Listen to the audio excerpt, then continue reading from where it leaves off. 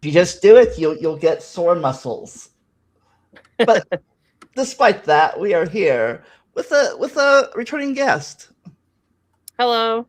I have not been on Talking Time with Caffeine in a while, but it's good to be here. My channel went under a big overhaul since the last time I was on, but nonetheless, hello. Yeah, as you can see, he's transitioned into an avatar now. Yep, VTuber. Oh.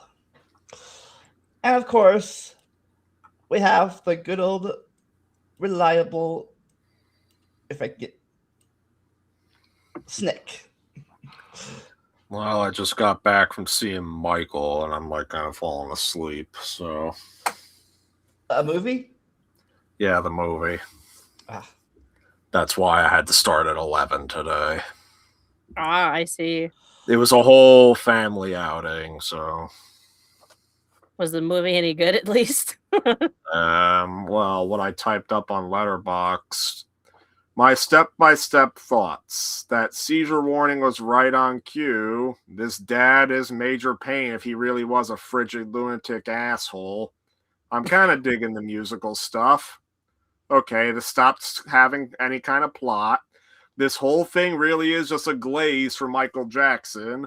It just hit me we were never supposed to question all the interesting things, weird shit, like his choice in pets, how his brothers are feeling, why his sister just doesn't even exist, and how that hospital trip was kind of over dramatic. Props for getting the music right. Mom was singing along the whole time. Ah. any song stuck in your head? The usual ones. So. Ah. Well, earlier this week, the three of us did a poll, and we ranked our top 50 Disney villains. And then I added the scores together to make the definitive, absolute, no questions asked list. For us, at least. The absolute peak tier list. Yep.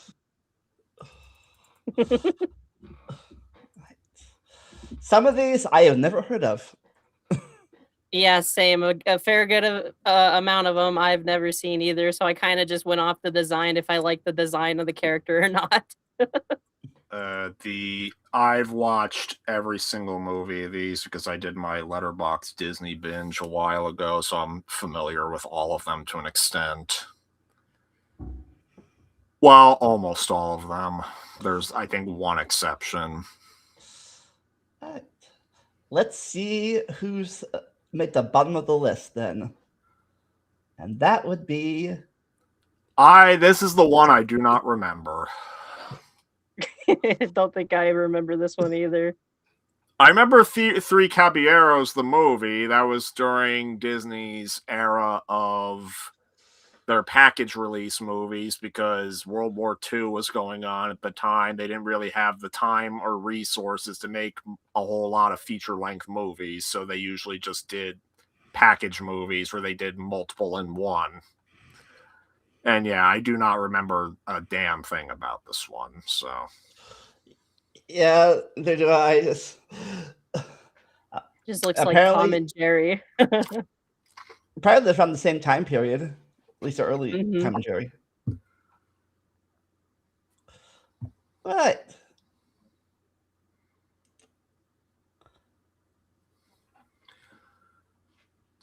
So these guys I only know about because, well, they were all over Splash Mountain when I was a kid. Yeah, me too. Just a few months ago, I went to the one I went to Splash Mountain that's been revamped under Princess and the Frog, Tiana's Bayou Adventure. Controversial as this movie is, Disney's tried to bury it. I miss the old ride. The funny thing is, for the longest time, I did not know these guys were part of a bigger movie. Because I only read the books or seen the. Well, most people did not. I would say most people didn't even know these guys had their own movie. Like, So they get that. I mean, this is kind of a good placement because, well, most people don't only know them for the ride.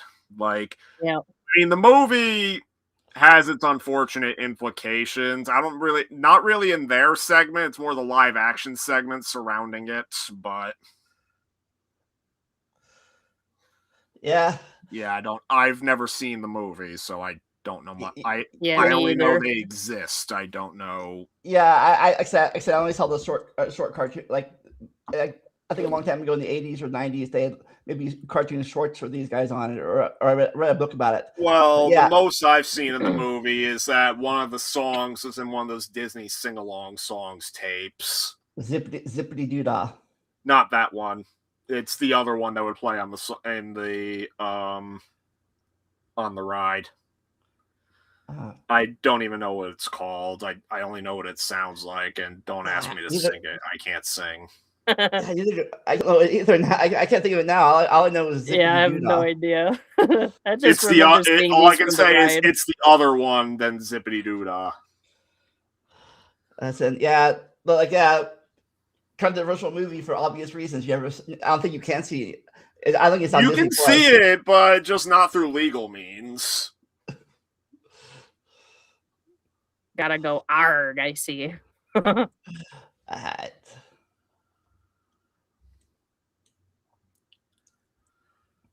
Next. This one I agree with. I did not like Wish. So I don't think either of you have seen Wish, so I guess it's up to me to describe this.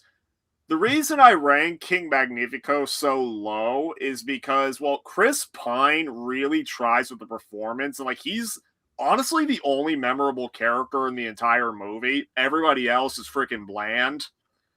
He is still not a good villain, and they screw him up in a way you should not screw up a villain. They do not sell him well as a villain. Oh God. Chris Pine. What's Chris is that again? Say again, sorry. Which Chris is Chris Pine again? Chris Pine, he was Captain Kirk in the reboot Star Trek movies. Ah, okay. Too many Chris's to keep track. Too many Chris's. So, yeah, so King Magnifico's thing is that he gets all these wishes from his people, and he grants only he basically does a ceremony to choose which one he's actually going to grant.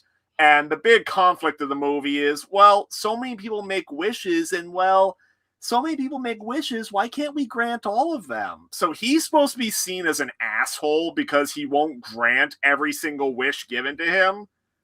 But when you really think about it, he's pretty reasonable in being selective about what wishes he grants, because when you think about it, not everybody makes a good wishes. Plus, a few of them what if somebody was to wish, I wish to destroy the world? We can't have that. Yeah. Probably a few of the wishes also counteract each other.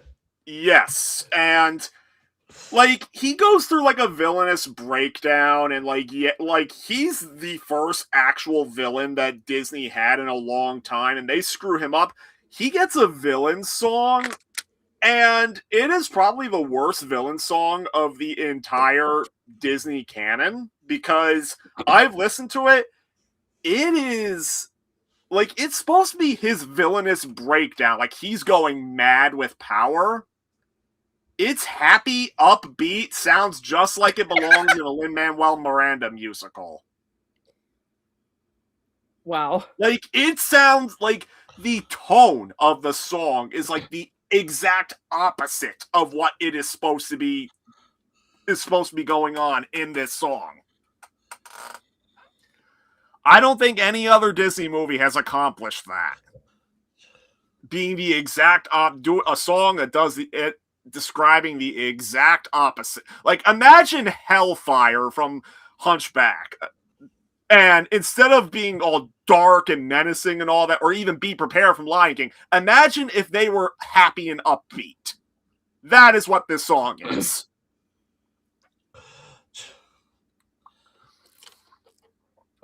But yeah, this got they dropped the ball with this one. He sounds like it. Holy cow. At least he has a good hairline. Okay, so this guy was the highlight of Home on the Range. Like, he sings good yodeling. That's most I can say about him. Because Home on the Range is not a very good movie either. Yeah, I did not know this came out. I thought this for a long time. I thought this was an older.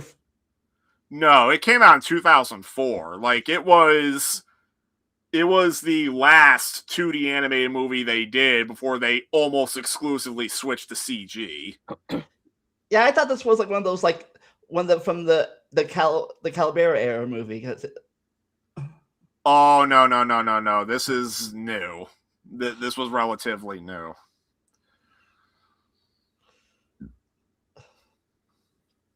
So, like, I'm assuming what was neither of you know about this movie, so. No. Nope. He just is a rootin' tootin' cowboy, it looks like. Okay. Why was he evil?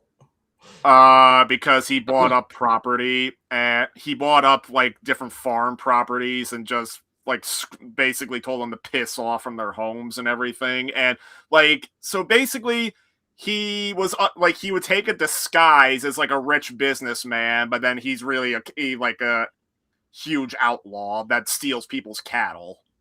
Like, basically, he does yodeling, and it, like, gets the cattle to, like, follow, like, go away from their farms, and, like, yeah. That sounds like the plot to a Zelda game or some shit. I mean, he's the highlight of the movie, which isn't really saying much, because Home on the Range is not very good. So, I guess having a good villain is always a good time. But all right. Number this 50. one is more of an obstacle in her move in Sword in the. She's from Sword in the Stone. She's only in the movie for basically a brief sequence where she has a magic battle with Merlin. She really doesn't leave much of an impact, honestly. Yeah, I know. I didn't know she was technically a villain. Well, when I was looking at the villains wiki for Disney, she was listed on it, and while she's the closest thing Sword in the Stone has to a villain, so unless you, they also mentioned his family, but they said they were redeemed. They're not even characters in the movie, so.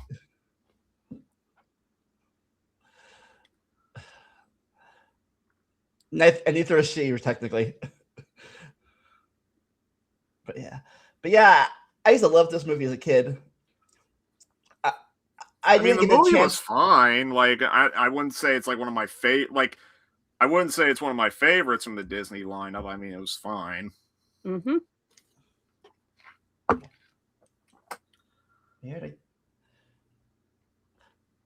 But yeah, when you're at Disney, do you ever do the sword thing? I didn't even know they had the sword there. Yeah, I've done that before. There's a little guy with a clicker. Yeah, he has to decide if you want to lift the sword or not.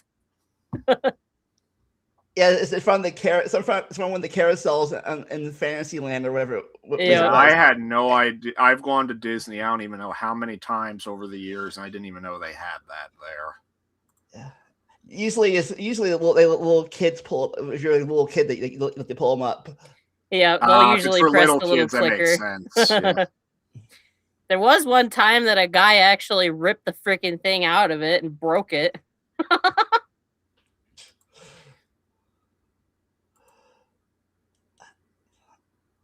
49. I do not know. Like, I have to assume neither you saw Zootopia 2. I don't know why these guys were ranked beneath Bellwether.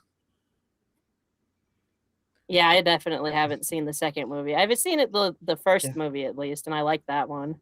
Well, the second movie is honestly the first great Disney movie they've had that they made in-house since the first Zootopia.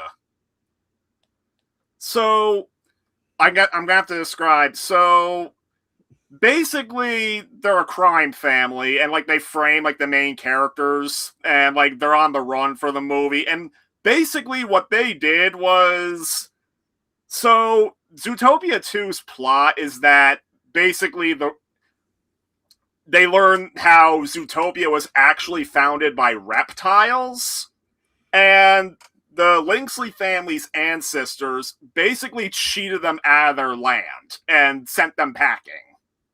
Mm. And the plot of the movie is that so Nick and Judy are trying, well, mostly Judy, because Nick wants to bail out for most of it, but they're trying to find the deed that proves that so if you've seen the snake on like the posters, like it was his ancestors that founded Zootopia.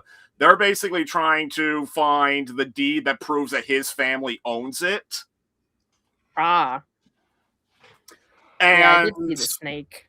It's funny because the snake is voiced by Data from the Goonies. That's funny. But yeah, like I don't know, like I thought the Linksley family was more engaging as villains compared to Bellwether from the first one, because Bellwether was part of the stupid twist villain trend. And yeah, they kind of do the twist villain because one of their members is kind of on their side. It's kind of like on Judy and Nick's side for a good chunk of the movie. But then, even then, when he's revealed to be in on the plot, like, it makes sense because, like, he's sort of like the black sheep of the family. And it's like there's kind of build up that he wants to prove himself to them. So yeah, it's also funny because one of the Linksleys is voiced by Kevin from Home Alone. Oh, really? And I think the other one is, I want to say the other one's voiced by Brenda Song, who is married to Macaulay Culkin. I might be wrong about that, but yeah, like, yeah, I mean, compared to like the big ones, like the top 10, top 20, they don't really rank high up there. But you know what? Disney has not been doing good with villains the last few decades. So they're, at least in my opinion, they're way better in comparison. Oh, that reminds me. We still talked about it at the beginning. What in your opinion makes a good villain?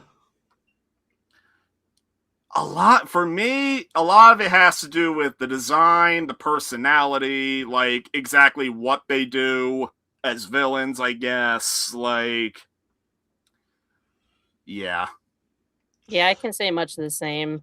Their personality matters a lot, and their intentions behind their actions. Yeah. You think villains have gotten more complex since the early days? No. Not really. Like Disney, like in the last couple of, like, it feels like ever since the 2D animated movies died, it feels like I mean, everybody harps on it. It feels like nowadays Disney just loves the last second twist villain, if the movies even have a villain, because quite a few of their recent outings don't even have an outright villain to them. Like, let's see, Strange World had no villain at all. Let's see, Encanto technically has the grandmother, but I wouldn't say she's a villain.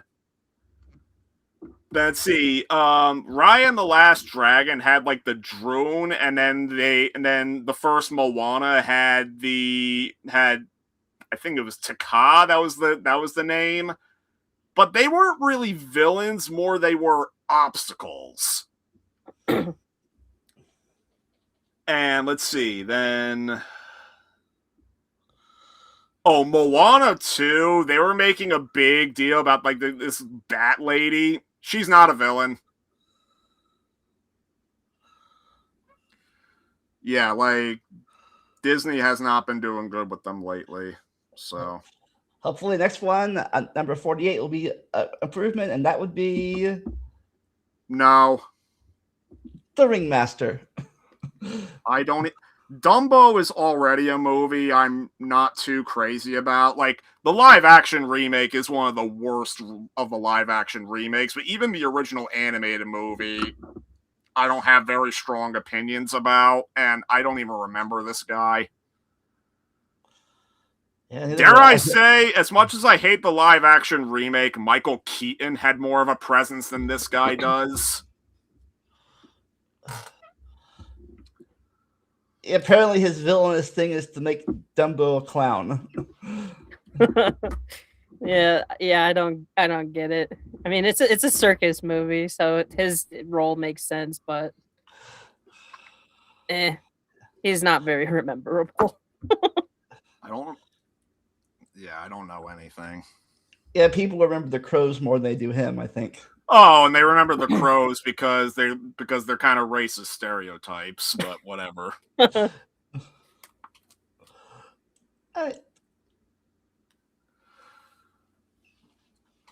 Prince John. So the thing with Prince John is, well, I have a soft spot for the Disney Robin Hood, but this guy's kind of a wimp. This is why he's so low on our list. Yeah, I mean, the idea was for him to be a wimp, but he's still a wimp. Yep. The funny thing is, if you know your history, later on he actually becomes the king for real. But not in this thing, because he's a pure. Because Disney don't care about historics. I mean, this is the version of Robin Hood where they're all animals, so you don't exactly have to follow like the actual Robin Hood folklore note to note. They even say it at the start of the movie because they acknowledge the regular version of Robin Hood, and they say, no, this is our version. Yep, they did their own thing.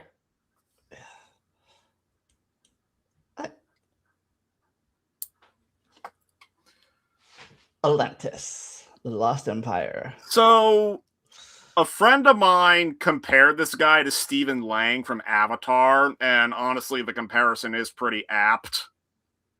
Like, I mean, I wouldn't say he's particularly memorable, but he works for the role he has to fill. Because, I mean, Atlantis is a pretty underrated movie in itself, and, I mean, I liked it way better than James Cameron's Avatar, so, yeah.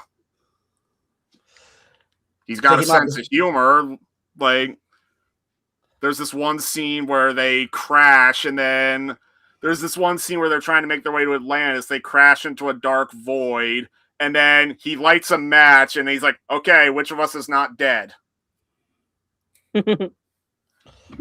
Because, yeah, he's sort of like Clayton in that he's not revealed as a villain right away.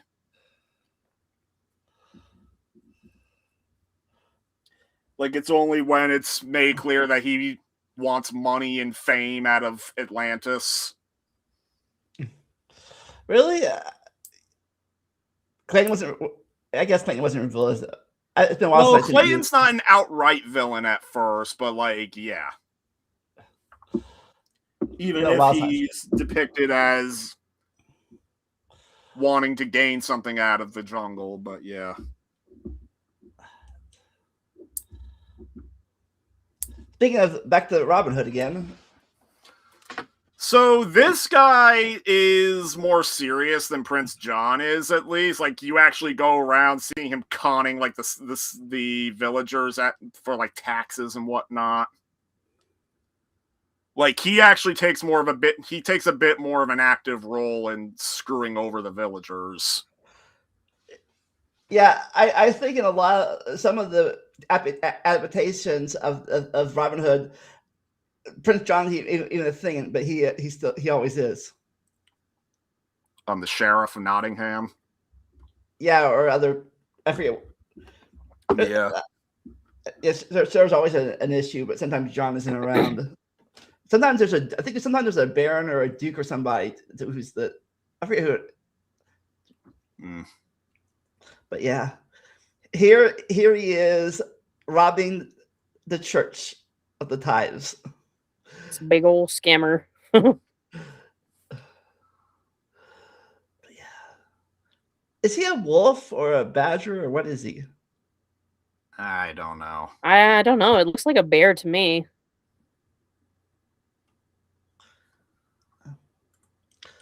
But going up to 44, we got the whale.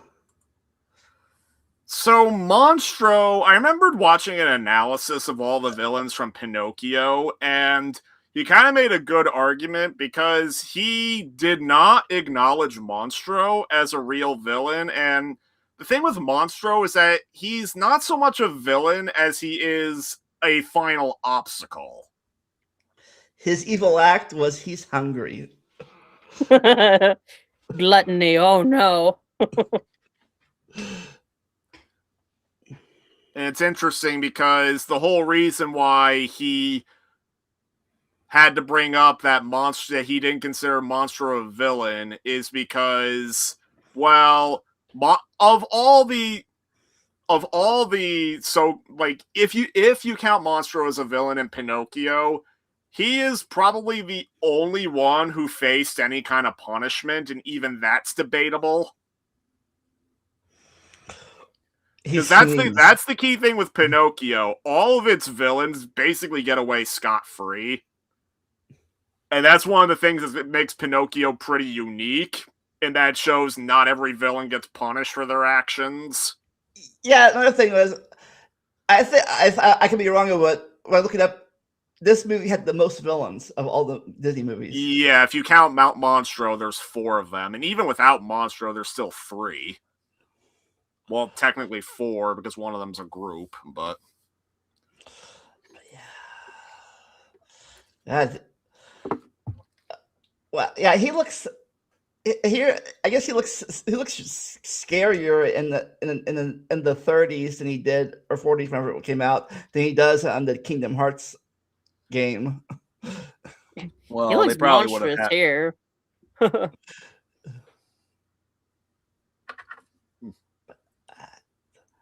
43.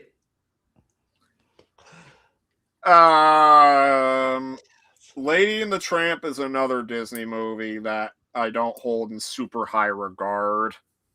And literally, these guys are only villains for one song where they just get Lady in trouble for the evils, I guess. And I don't particularly like them in the live-action remake either, but, I mean, people criticize them also for being racist stereotypes. Yeah, that's the thing. But I didn't know there was a live-action Lady and the Tramp. There is! Me either. I had no idea.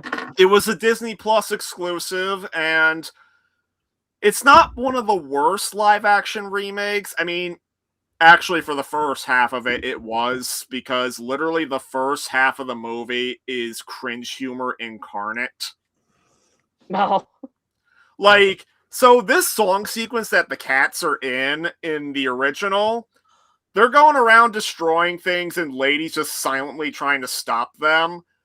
The live-action remake, they sing a completely different song, because, well, they're not Siamese cats anymore, because, you know, they wanted to update it for the time. But instead, the new song they sing, the whole point of it is they're getting Lady in trouble so that she gets kicked out of the house and it kickstarts the plot. In the live-action remake, their new song has to beat you over the head about, oh, you're bad, dog. You're going to get in trouble and there's nothing you can do about it. And Lady has to spell out that she's trying to stop them from breaking things. Saying, oh, no, don't break that. Don't break that. Don't break that. It is so, like, cringe humor that thinks meta commentary and stating the obvious equals funny. That's so stupid. Is the animals as bad as the Lion King animals? Actually, the animals are better than the live-action Lion King, and that's kind of embarrassing. Probably because they used real dogs and whatnot when they could. It's ironic. It was something made for a much smaller budget, and it looks way better. Wow. 42 is Pocahontas. Nobody's seen Pocahontas? It's been 20 I've years. seen it, but it's been a really long time, so I don't really Yeah, remember. I remember is this guy, he wants I gold. mostly know him for the song he sings about trying to find the gold. Yeah, that's all I know about him is he wants the Yeah. gold. Yeah, that's about all I he remember. he has a boisterous presence, but he's not particularly memorable. If anything, he has a more proactive villain role in the sequel, which is surprising. Oh wow. Oh yeah, there is a sequel. Yeah, it's not a particularly good sequel like most of the direct-to-video lineup, but I mean, the fact that he has a more proactive villain role is one of the highlights, I guess. Yeah, all I know is in the sequel, she's married to the guy that was real life, and her age is more accurate to that movie than it is to the first movie. Mm-hmm. Because I heard in the first movie she's supposed to be like 12 or something. Yeah. Well, the first movie is considered the weakest of the Disney Renaissance, and in part it's because of all the historical inaccuracies. Like how John Smith did not have Mel Gibson's face in real life. Yeah, when I was in Disney in '93, and at the time they said this would be the first Disney movie with a sad ending for the hero. Wait. Pocahontas was supposed to be that? Yeah, because I guess John Smith gets shot and he gets shot, but he lives. So maybe '93 has a weird ending. Maybe the '90s had a weird and a sad. Well, it is known that Jeffrey Katzenberg, who was like the head of Disney Animation at the time, he placed all his bets on Pocahontas, and he was like, pay no attention to that other movie, Lion King. The one that actually worked out. The one that actually succeeded big time. He also nearly almost ruined Toy Story, but yeah. Big movies a lot of people don't know about. Yeah, the Black Cauldron, Disney, like, it was dark for a Disney movie at the time. Like, it got a PG rating back when that actually meant something. And it's like, I want to remember stuff about the Horned King, but I really don't, because he's not in the movie for very much.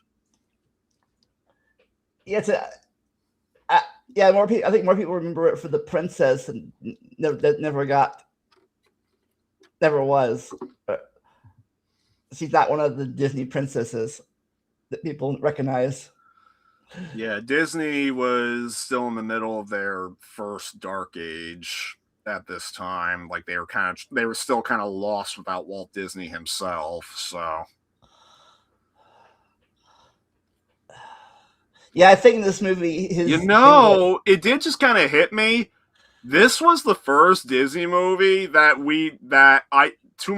think this is actually the first animated Disney movie that was worked on without any involvement from Disney himself. Because, let's see, Sword in the Stone was the last one he was alive to see released.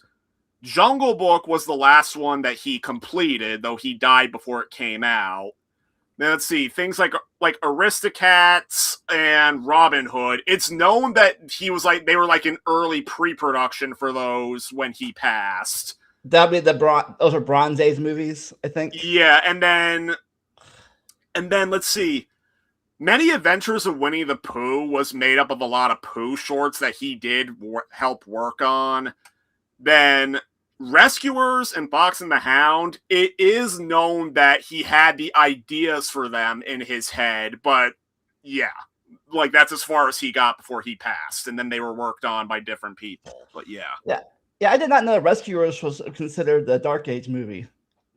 I would say the Dark Age started after Jungle Book, because that's when, yeah. But yeah, after that, I think after this, I might be wrong, but I think this was the last movie before the Renaissance started, or maybe it was one or two more. No, Oliver and Company was the last one before the Renaissance started. Yeah, I think he was using a cauldron to raise the dead. The titular Black Cauldron. Yep, the necromancy guy. But now we get to number 40. So, fun fact about this guy, I think he was the last acting role for Jack Albertson, who was Grandpa Joe in the original Willy Wonka. Ah. Yeah. So, technically, he's the closest thing that Fox and the Hound has to a villain, because he's the big reason why their friendship falls apart, because he wants the dog to be a hunting dog. Yep, I Hunter wants mean, a hunting dog. like, he is complex as a character, because he has like a sort of love-hate relationship for like his neighbor. The lady that takes care of the fox. Yes.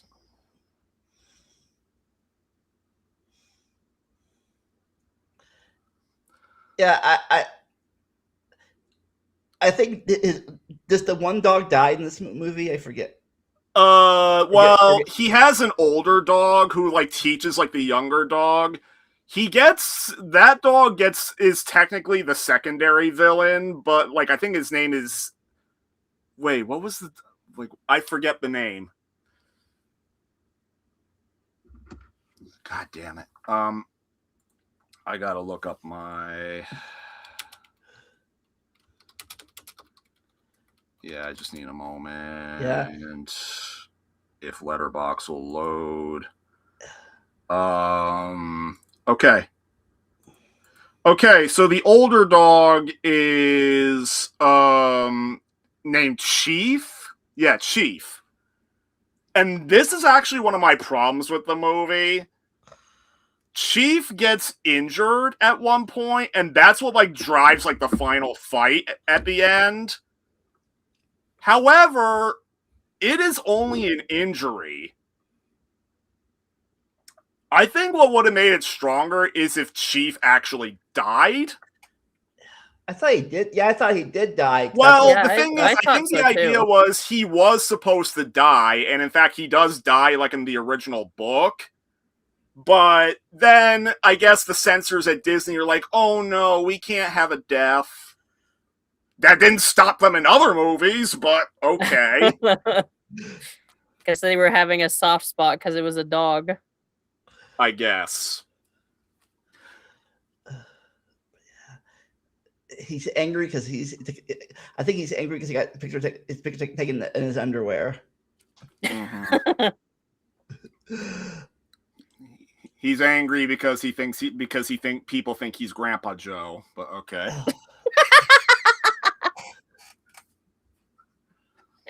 Now we're in the 30s, and the Headless Horseman. Doolahans. Doolahans are cool. Not my favorite version of the Headless Horseman from like Sleepy Hollow. That would probably be the '99 movie with Johnny Depp. But this Headless Horseman is still the highlight of the movie. It's actually a very thrilling chase. Yeah, it was really well made, that chase scene. Yeah, I heard some people say that the actual villain of the story was the guy he's chasing. Ichabod. Well, yeah, in the original story, Ichabod is very morally dubious as a character.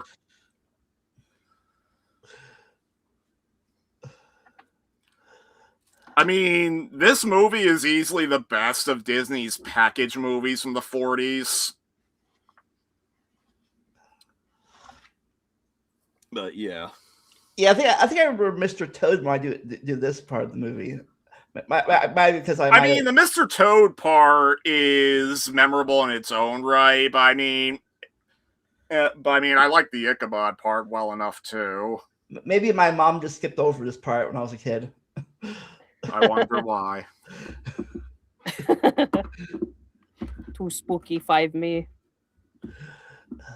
Yeah. basically. Back to Okay, Pinocchio. so these two are scammers. They're con men. Yep. Gotta have lots of money. Yeah, so both Honest John and Gideon. Well, fun fact about Gideon, it's the only time famous voice actor Mel Blanc ever worked for Disney, because he's mainly known for working with Warner Brothers. And Warner Brothers and Hanna-Barbera, I believe. And all he does is a couple of vocalizations, because I think they deleted a lot of his intended dialogue. But yeah, so these two are pretty memorable. Oh, I'd say these two are pretty memorable in Pinocchio, mainly because, well, they're easily the villains that get the most screen time. So, like, first they lure Pinocchio to Stromboli, and then they lure Pinocchio to Pleasure Island, and they also have a meeting with the coachman. And yeah, like, there is complexity to them, because while they're in for a quick buck, it is known they have their limits, because namely, they're hesitant to lure Pinocchio and other boys to Pleasure Island, because it is outright stated that Pleasure Island is outlawed. Authorities know about it. They could get in serious trouble, and the coachman has to reassure them, no, they won't. And funny thing is, there was a sequence deleted from the movie where they tried to con Pinocchio one last time after he escapes from Pleasure Island, but then they get caught by the police. But no, that sequence was deleted from the movie, and as a result, they get away scot-free, and that's pretty funny, because in the original story, they didn't get away. Oh.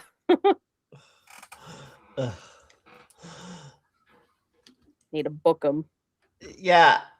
Well, the original story, it's Pinocchio's a lot darker and lot different. Yeah, Pinocchio, like, Pinocchio in general is a shining example of how you take the original story and update it to make it a lot more likable, because they, like, Pinocchio in the Disney version, he's naive.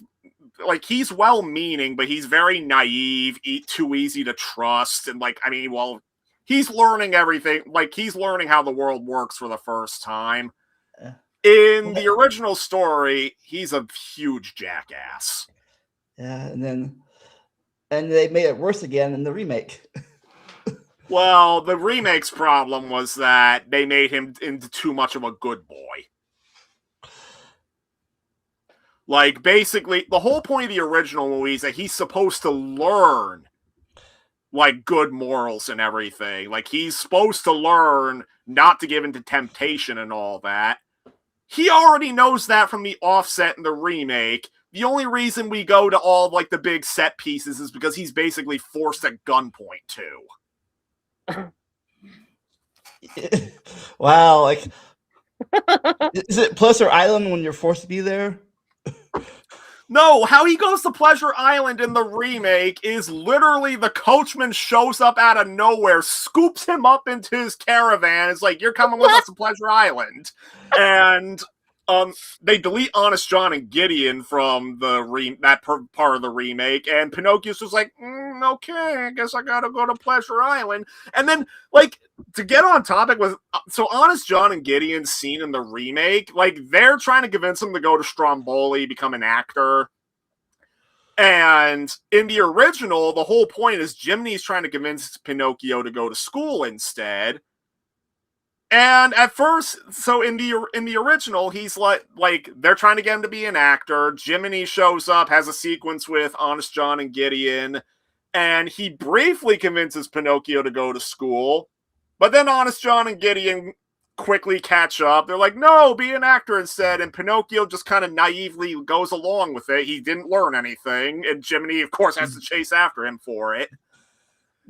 In the remake, Pinocchio actually chooses to go to school. Honest John and Gideon lose. The only reason Pinocchio goes to Stromboli anyway is because they kick him out of school. And then Pinocchio's like, okay, I guess I have to go with Honest John now. Wow. Why they kick him out of school? What do you do? What do you do at school to kick him out? Yeah. He was a puppet. Oh. Oh. It doesn't matter if he's living. He's a puppet. We're racist against puppets or like speciesist or whatever. School. The real Get villain of the out. story. Or be like Gordon Ramsay. Get out! Get out! you fucking raw. Get out. Fuck off my kitchen. Right. Back to Zootopia. Bellwether. Yeah. I mean, both of you maybe could speak more on it because you ranked her way higher than I did, but I only ranked her like in the season.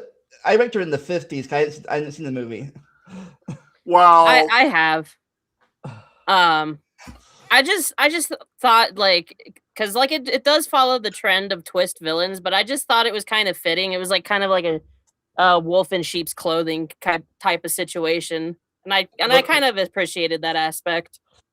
like she's not the worst example of like the Disney twist villain, but it still kind of comes right out of nowhere. That said, she does come back in the sequel, and you do get to see her being a lot more unhinged there. So I'll give credit there.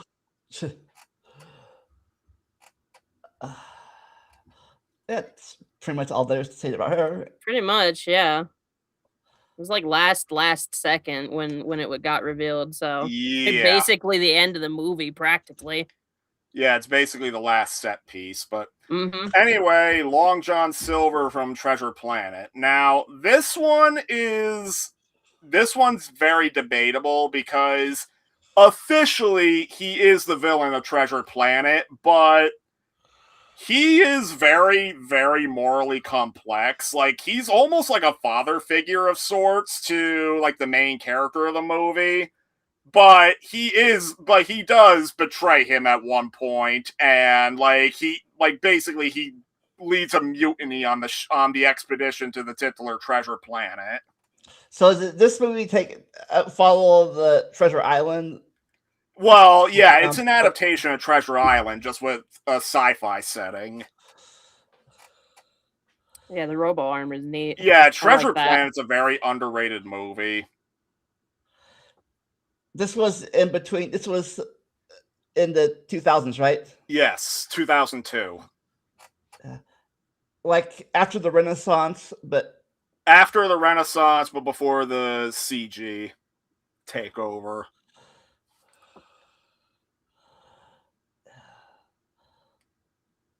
Yeah, actually, I don't know much about.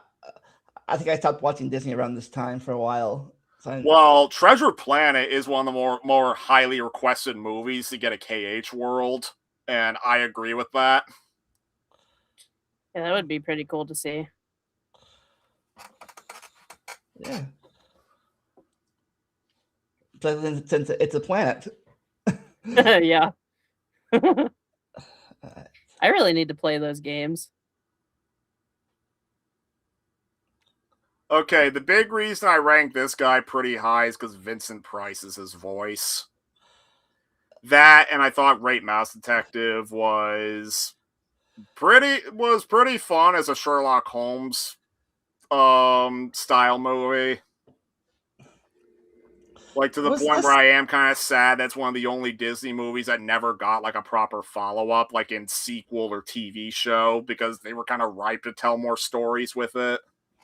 Was this a Dark Age or Renaissance movie? Dark Age. It was released in '86. I mean, it's one of the best movies from the Dark Age, in my opinion.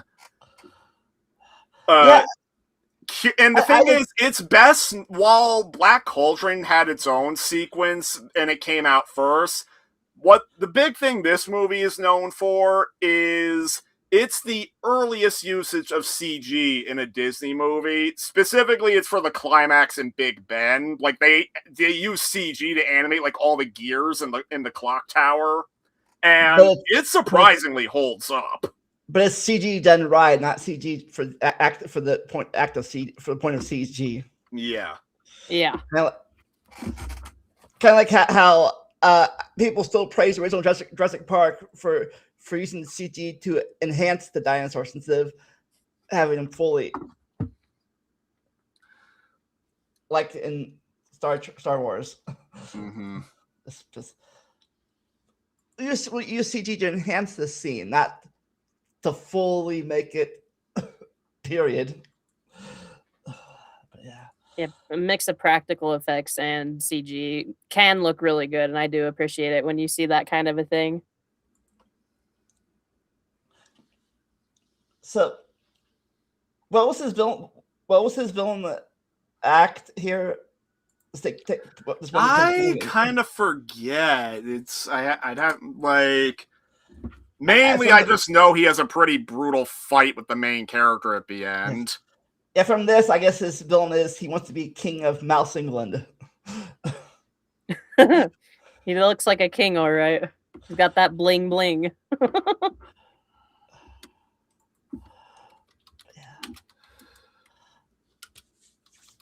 The cat drowner.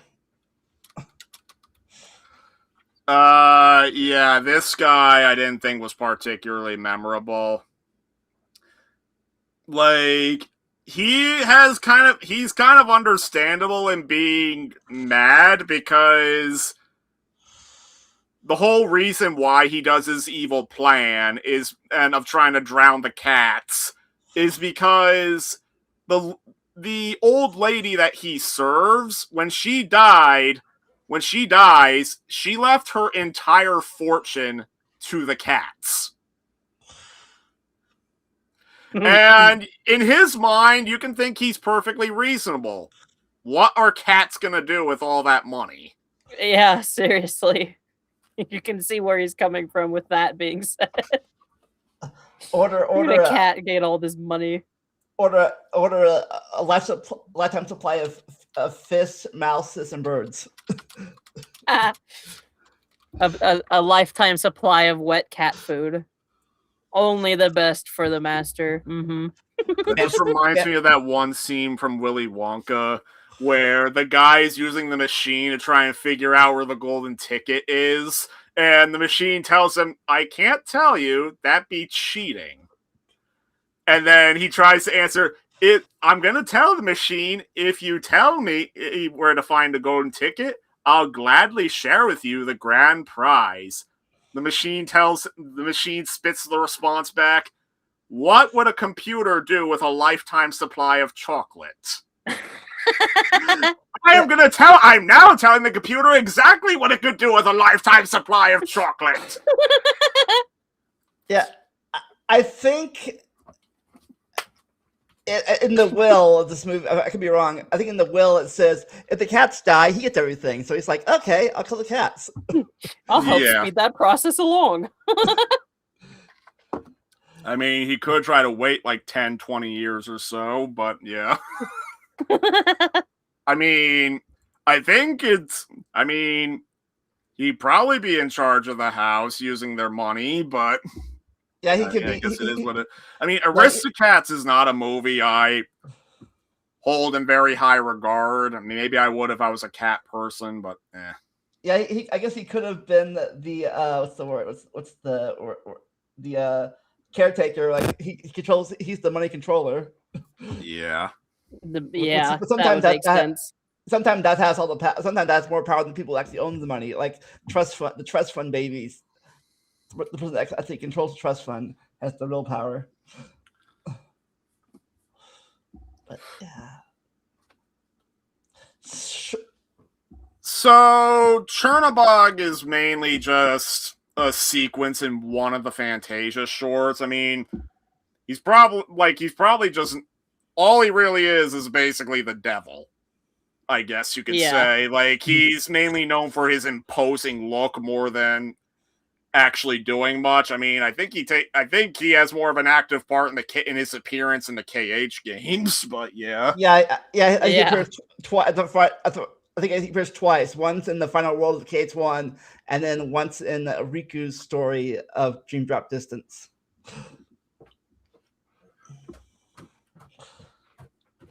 Yeah, he's very imposing. I think I was afraid of of him when I was like real young.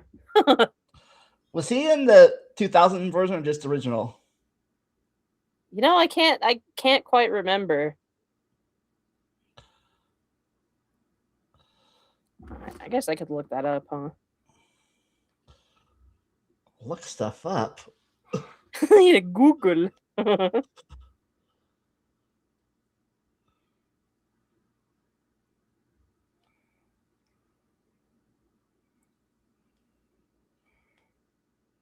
Might be the original. Yeah, I know it's the original. I just know if he was in the sequel too.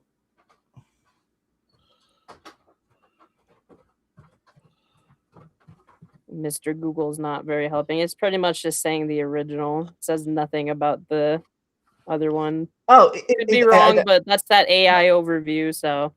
Yeah, well, my AI overview says he was. Yes, true. AI overview might Yep, be wrong. Yep, two different coin flips we had there. Yeah, mine says he appears in Fantastic 2000, but only as a very brief cameo, less than 5 seconds. There is no way he's in Fantasia 2000. He appears in mine a was saying montage no. of visual references of the original 18th film. He appears for 5 seconds. Both of you got to turn off the AI overview. There's ways to do it. I've already done it, and I'm much happier for doing it. I just do it. I just like it because it's funny. I don't believe any of it. After using the AI, after freaking trying to look up, like after having an achievement problem in RE1 remake for GameCube, somebody was telling me, "Why'd you make the flamethrower a progression achievement? You don't." I had to look up, is the flamethrower required to beat Resident Evil 1 remake? The freaking AI overview tells me no, it's not required, but it's very helpful for playing on Madhouse difficulty, a difficulty from Resident Evil 7. And it's like, oh, fighting much tough, and it's also really good to use the flamethrower to fight enemies like Lickers. Lickers aren't in Resident Evil 1. Like I said, it's hilarious what they talk with. To me, it infuriated me enough to where it's like, no. That's fair, yeah. Yeah. All right. The Hunter. I'll let you both speak first before I speak. So basically, the villain you never see. Yeah, pretty much. You don't really get to see him much throughout the movie. I mean, hunting wise, like he better not be trophy hunting, but he shot a doe anyways, so that goes against how you would hunt. But I don't know. He just as long as they eat that whole animal, that's all I care about. That is true. Most hunters go after the bucks. Yeah, that's because you're supposed to be going after the bucks. You're not really supposed to go after the does. You know, freaking, I once played this arcade cabinet of like Cabela's Hunting Simulator or something. You would get penalized for shooting does. Yeah, you would. Yeah, because in real life, like you can get in serious trouble if you shoot a doe. So that's the most I can say. That back in the 40s, but yeah. Yeah. I don't know if it was like that back then, but nowadays, yeah, you shoot a doe and the game warden finds out, you're done.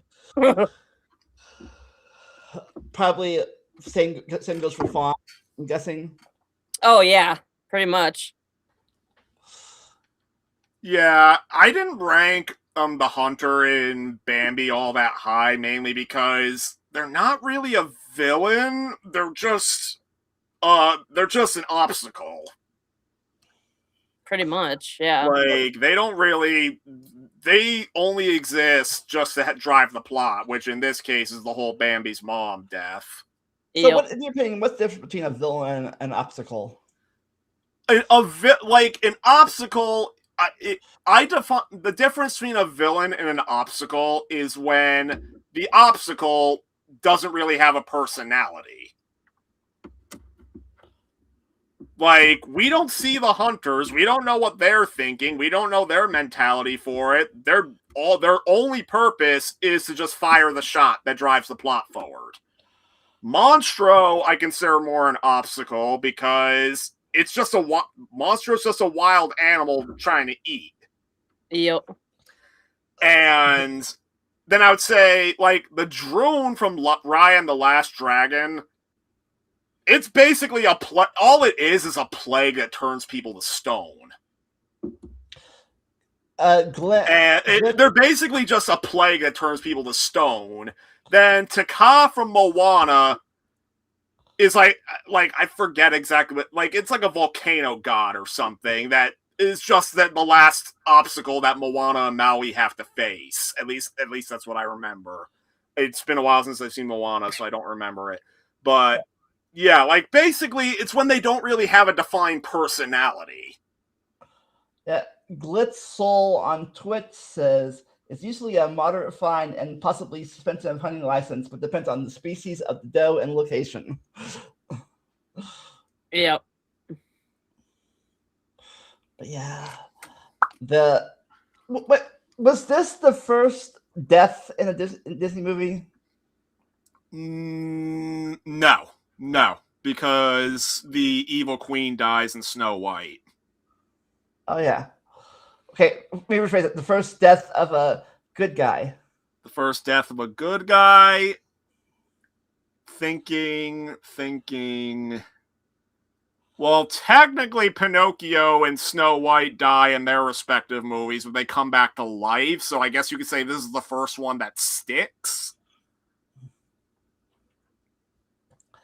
Yeah, I think this was the Mufasa of the 40s. Yeah. Yep.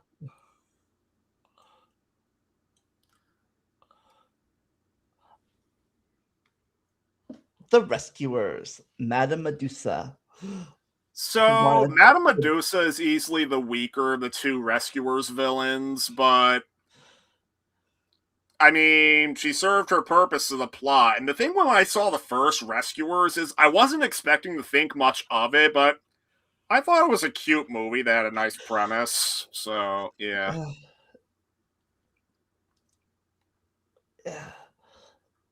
She wanted the diamonds.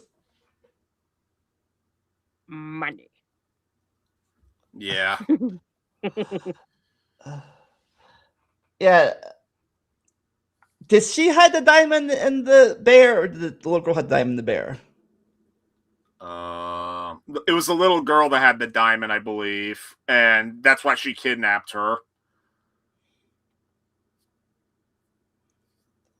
Because she wanted the diamond. Or I think she wanted the little girl to get the diamond. Because he's little and he can fit in little tight spaces. Yeah.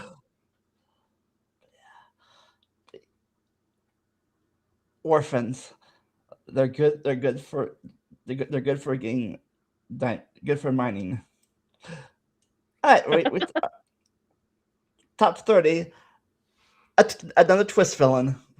Yep. This is probably my least favorite of all the twist villains. Like, played the nice guy charade for the whole like time. His twist of villainy comes right the hell out of nowhere, and even when it's revealed, like, you don't even. Even when it's revealed, like, he barely does anything. And, I mean, then again, the movie does him better than his KH3 counterparts, because in KH3, you literally learn of him right when he's supposed to have his twist villain reveal. Really? Yeah. Like, he doesn't even speak in KH3. It's just tossed in there. He's literally just tossed in there so he can become a Heartless for you to fight. Oh, that's so stupid. Yeah, I think in the original they wanted Elsa to be the wolf, not him. Well, yeah, originally Elsa was meant to be the villain because the original story that Frozen was adapted from, called the Snow Queen, Elsa was the titular Snow Queen, and she was a villain. Yeah, but Kate said, nope, we're going to have it. She's a princess. Yeah. But yeah, everyone thought for the old guy, that Duke guy, was the villain, and then until like surprise, Yep. it was me. It was me all along. Yep. He was just putting a mask on the whole time. And the funny thing was, if he stayed good, he might have become king eventually, since like Anna becomes the queen of the country when Elsa moves away in the second sequel. But no, he wanted it now and paid the price. Yep. All right, I think we reached the halfway point. Greed makes people do crazy things. Yes. The Queen I'll of let you Hearts. both go first because I don't have too much to say about Queen of Hearts. Basically, she was says, do what I say, otherwise. She was the King Henry of this movie. Yeah, she just wanted all the power. I like her design, the contrasting colors, of course, but beyond that, it's just yeah. Honestly, do you, to be honest, real fast. You guys hear a staticky sound, or is it just me? yeah, I hear it, but I don't know. What? A staticky sound. Static? Yeah. It got not there now, but I heard it from a second. Yeah, I don't know. Maybe my mic is having a problem. It is like 10 plus years old. That could be it. Yeah. Take it away, Snick. Why is she evil? Well, basically, she puts Alice on trial, and she basically rigs it to where she's always right. I honestly remember the Queen of Hearts more from KH than I do her actual movie, and I've seen her actual movie. It's just that she's like a set piece at the very end.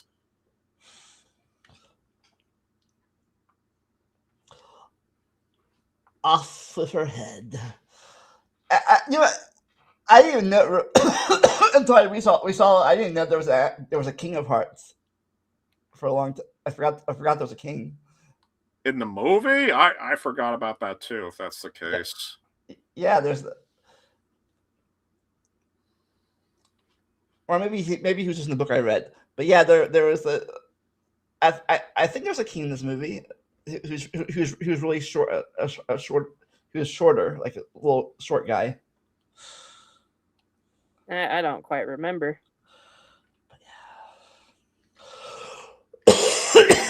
Basically, tyrants are bad.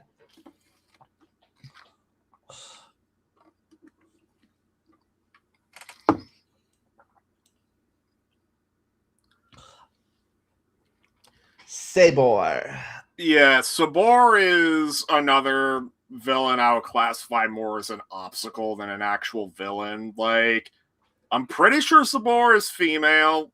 Yeah. Her big contribution is that she kills Tarzan's birth parents, and then later Tarzan has a fight with her, and killing her is what gets him Kerchak's respect. Yeah, I think does he also eat or kill the? Oh yeah, she does also kill the biological child of Kerchak and Kala. Yeah, and that brings them together. Yeah. This is Hans was pretty lame. Flat character of nonsensical villain twist. They really didn't build any of the story with him. He just was kind of there. Yeah, the thing, going back to Hans, the whole thing, his whole gimmick was to satirize, like, the getting married after one date freaking trope, I guess. True love at first sight. Yeah, right. And it sounds like an Atari sound effect, which it kind of does. But yeah, his evil thing is like Monstro. He's hungry. Yep. Number 27, Oliver and Company, Bill Skies. It's been a while since I've seen this movie, but is this the one where either him or the dogs get electrocuted by a train track. Yeah, one of the dogs gets electrocuted by a train track, and his own death is also pretty spectacular. He's in his car and he gets run over by an oncoming train that makes his car explode. Kaboom! Gee, Yeah, what a way to go. Yeah, so Sykes' thing is that he's a loan shark. And he kickstarts the plot because the bum who owns who takes care of all the dogs, who are sort of who's the titular Oliver's friends, or the titular dog gang. Basically, this bum owes Sykes a lot of money, and while he is, at least within the confines of a Disney movie, a pretty effective depiction of a loan shark, I guess you'd say.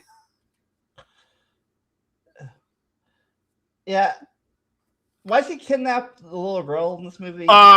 Because what happens is, the dogs, so Oliver goes with the little girl, and the dogs end up stealing him back, and she goes to the bum with a piggy bank because she thinks she can pay a ransom to get him back. And Sykes comes to collect, and he decides to take the girl as collateral, I guess, to make him pay his dues.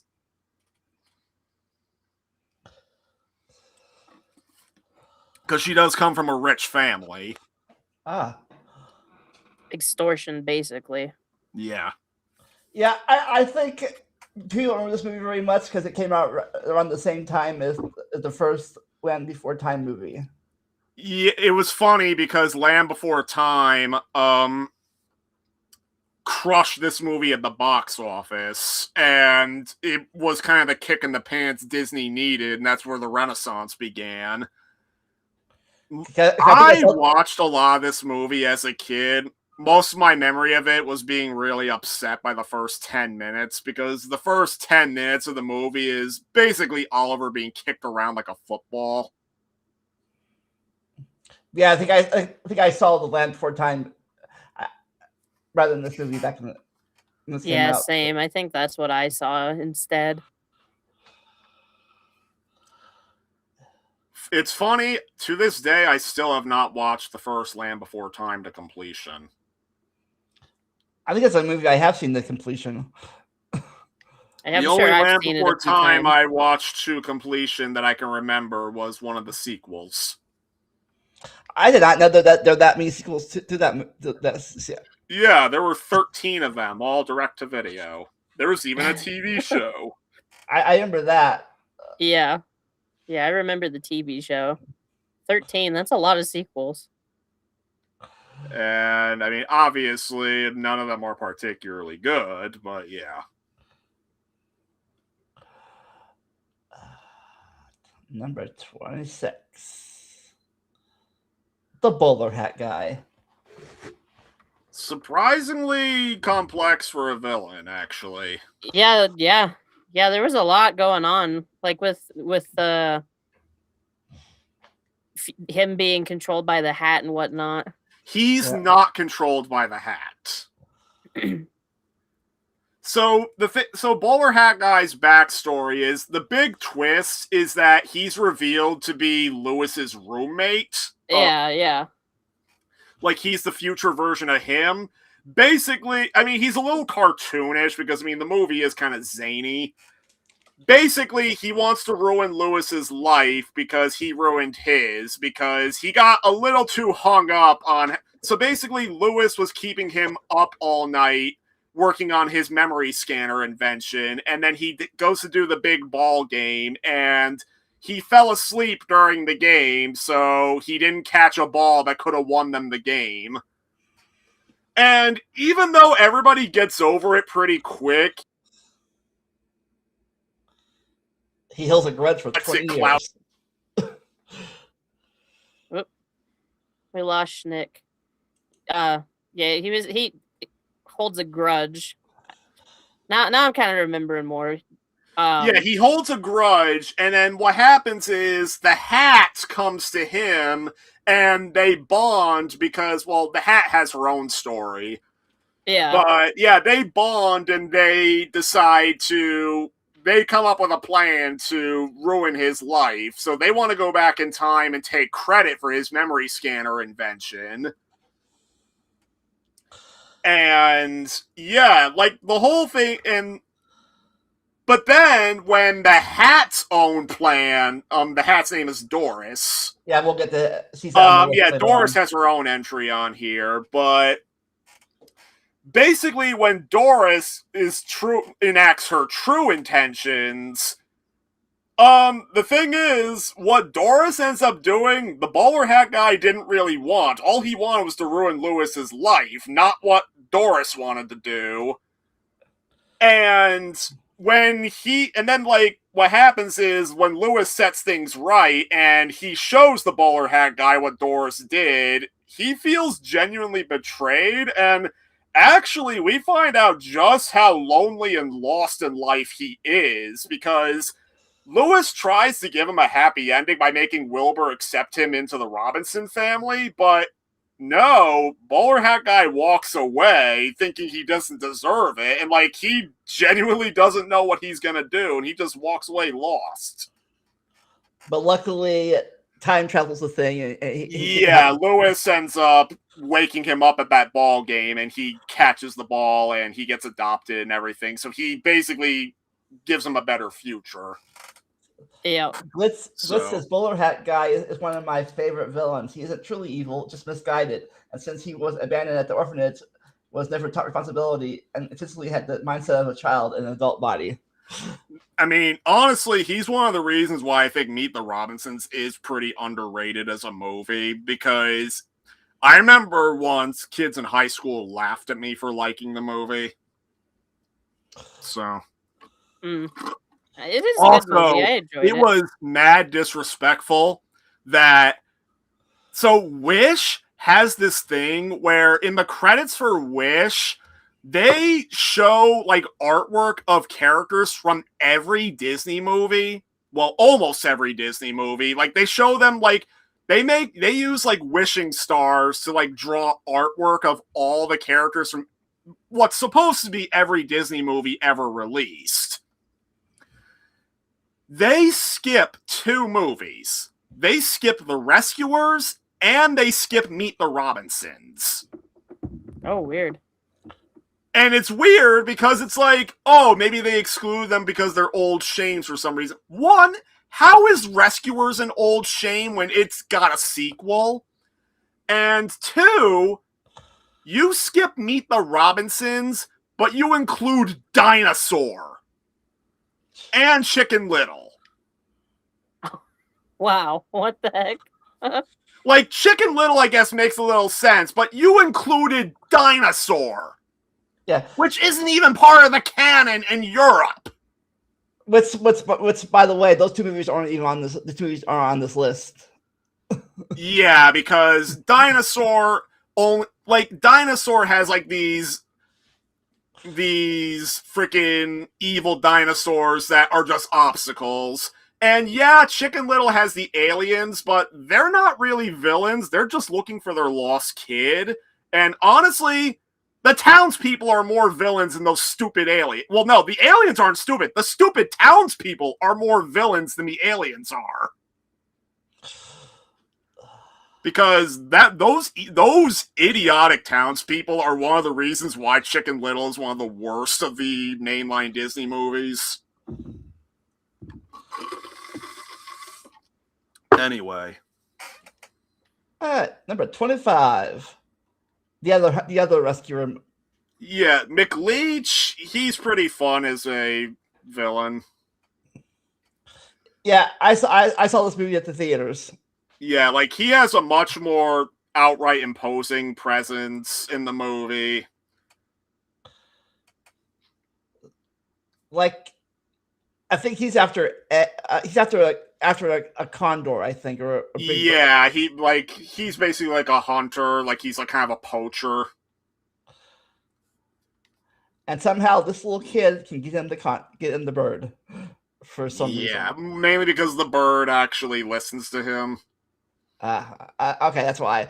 Yeah, I forgot about that because I know why the first one, she's a little girl, she can fit in the little shaft for get diamonds, but this guy can talk to a bird, so here, talk to the bird, come with me. Uh, Oh, it takes place in Australia, mate. I think he's supposed to be like an evil version of Crocodile Dundee or something. I guess he's meant to be like a Maybe. poacher. I think. Yeah. Call that a knife? This is a knife. Yeah. Shere Khan, The Jungle Book. So he's not in the movie all that much. When he is, he leaves an impact.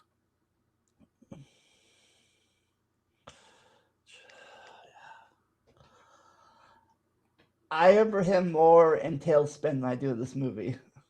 I remember him more in the sequel, honestly.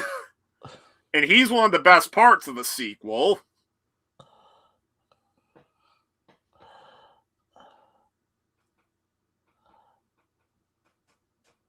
Yeah. He's basically just wants to eat Mowgli because he's a man and fire. That's basically it. I mean, even the live action remake gave him a little more depth because he in the live action remake he does genuinely try to convince the other animals that Mowgli will be dangerous once he becomes an adult. Like kind of like he tries to convince them with like poaching and all that. Yeah, and then I guess there's the Python's kind of like a smaller villain, but not. Well, it's funny because the snake is not a villain in the original book.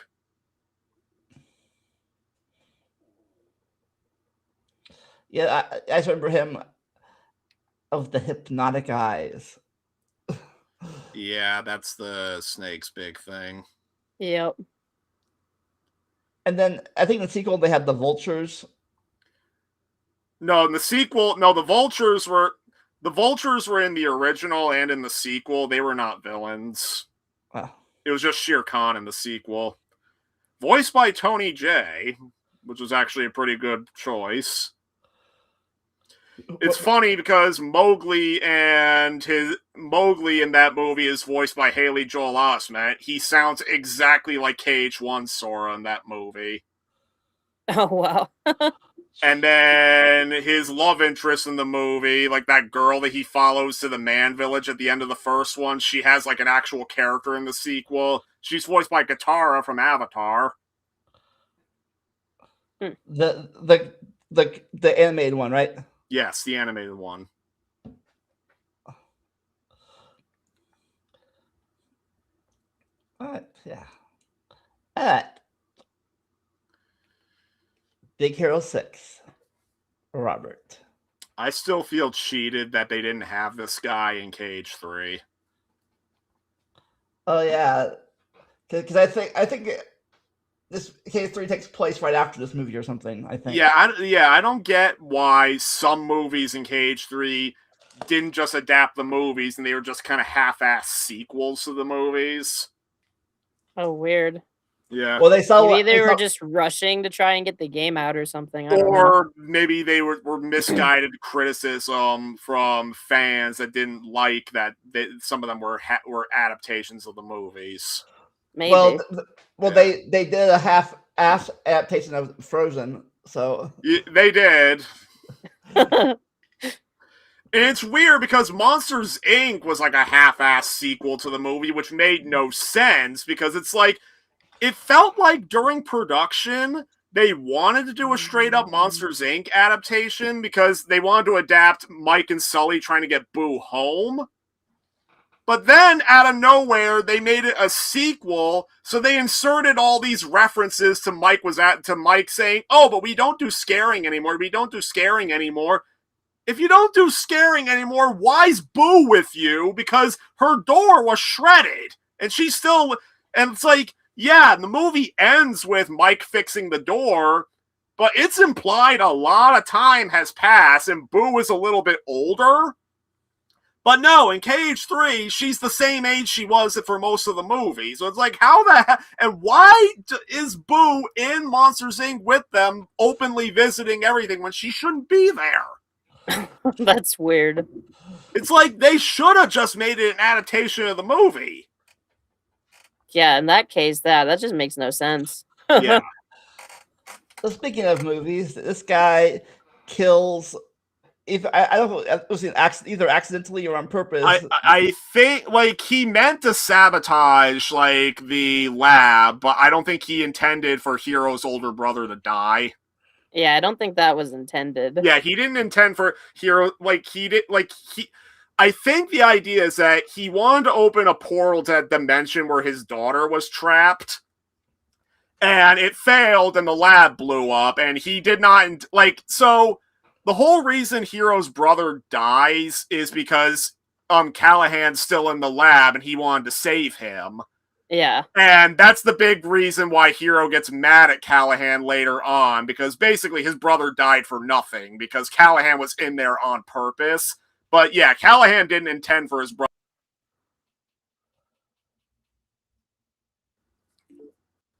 But yeah, like, he is part of the twist villain trend, but at the same time, it's like, at least there's development for him.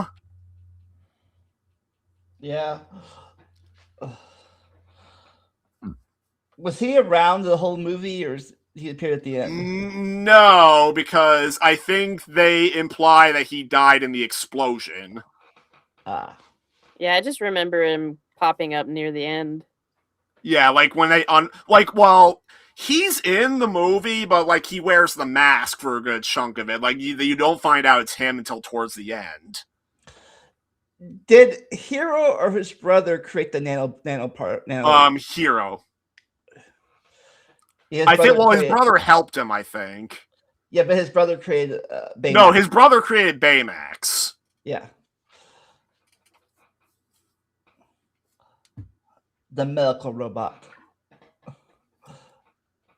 Big marshmallow. Yeah. It was designed very differently from his Marvel counterpart. Speaking of hats, the real villain of so Doris is more of a generic, like, evil robot that wants like a Terminator style future.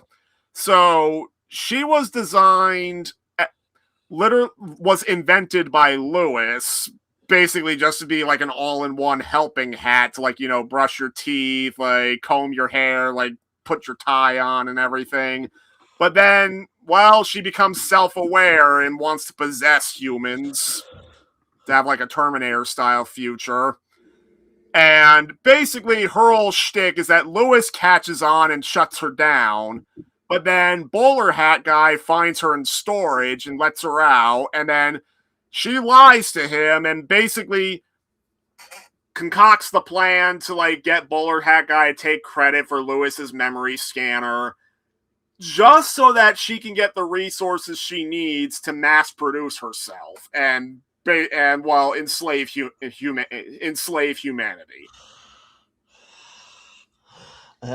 And then the way she's defeated is just Lewis proclaiming to never going to invent her, which makes her fade from existence. I will never build you. No, the exact line is, I am never going to invent you. I guess he remembers. Well, I'm dumb with that because I memorize that kind of dumb stuff, quotes and such. Two villains that were not one redeemed, going back in time, other one redeemed by going back in time because never invented it. All right, number 21. Number 21. Shan Yu. Lan. he is one of the darker villains of the Disney lineup, mainly just because of the war crimes he commits. Like, I guess you can say, like, he's more of like a. I guess you can make an argument that he's kind of just like a generic, just a generic, like, evil military leader, I guess. But he has that imposing presence, and he has the voice to go with it. Yeah, even design-wise, he looks menacing. The Hunt. I forget when this was supposed to be taking place. I forget, but not a war crime about the Geneva Convention. Yeah, they didn't exist yet. Yeah. Huns want China. Was he a thing in the remake? No. Weird. Well, the remake is one of the worst, and because it is so wildly different from the original movie and just butchers everything that made the original movie special.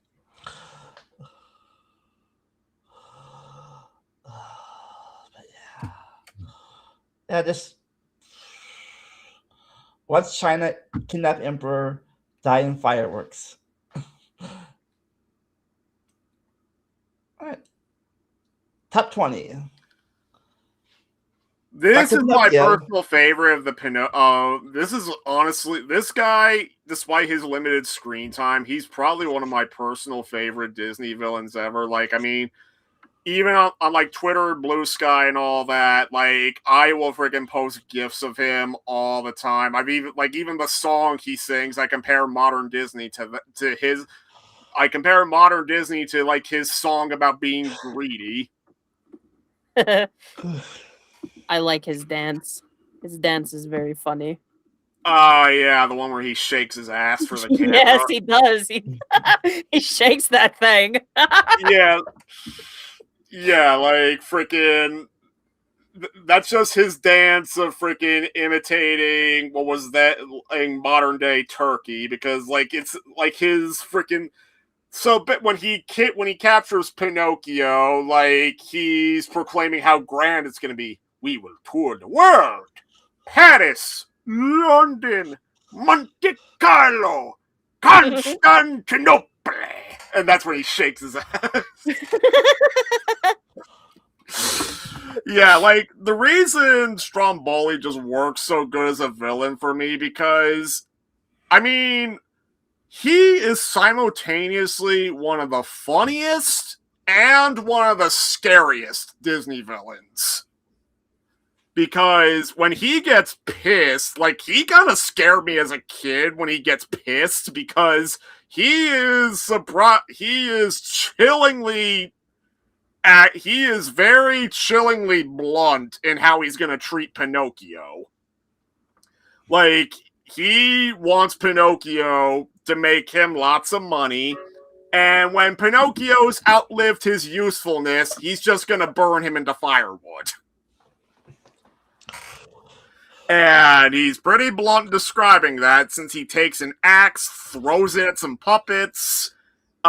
His anguish that he's like the anguish he speaks is funny on its own, but like his physical reactions to it, they are like an abusive parent.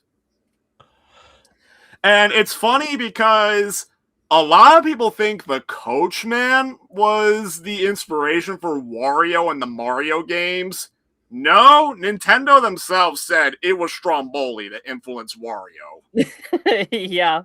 Yeah, because Stromboli's the money guy. The other guys for different reason. But yeah, but at the same time, like, he is still one of the funniest villains, just because, like, well, his overreactions to stuff, like, just his boisterous personality, yeah. But,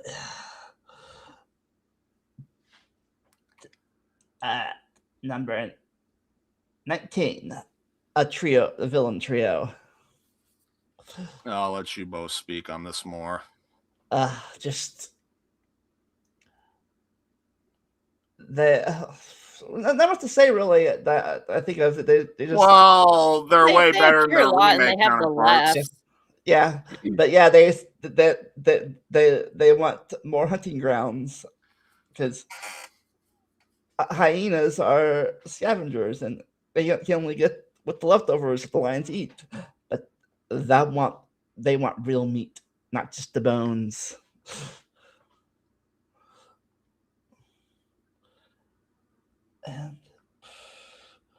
And voiced by, I think I remember he's voiced by Whoopi Goldberg.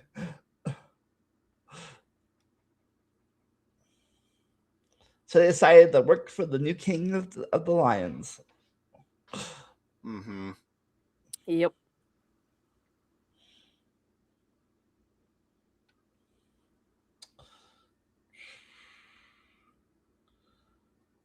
Yeah, I think they're the only hyenas for speaking roles, even though there's like I think I mean a lot of hyenas, but they're the only ones you see on the camera. Well, these are the three most notable ones.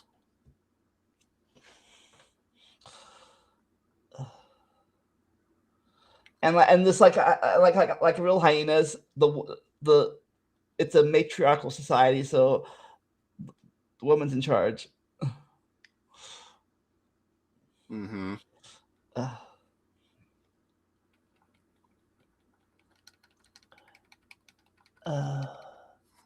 Ed's the one with the tongue, right? Yeah, Ed's the one with the tongue. Yeah, the one who doesn't really speak.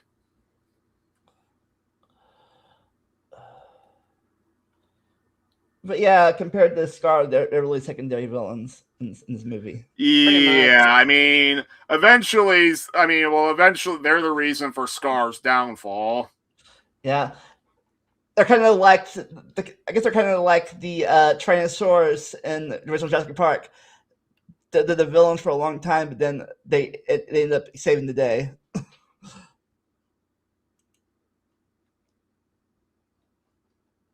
By killing the real villain. It's like like he ate the raptors. But yeah, all right, number 18. The original villain. The one that started it all. The one who wanted to win a beauty contest. Or who's the be fairest? Fair.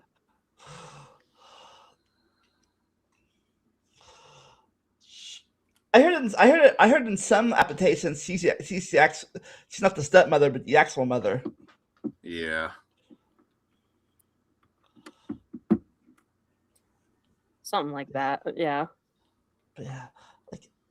I just mostly know her for the design and the poisoned apple. Oh yeah. Isn't your mom a big fan of the design? Oh yeah, she loves her. Yeah. But yeah, if the mirror only lied, then Snow White would live. Yep, if only it could lie. Who's the fairest of them all? Not you, lady. This 14-year-old girl is.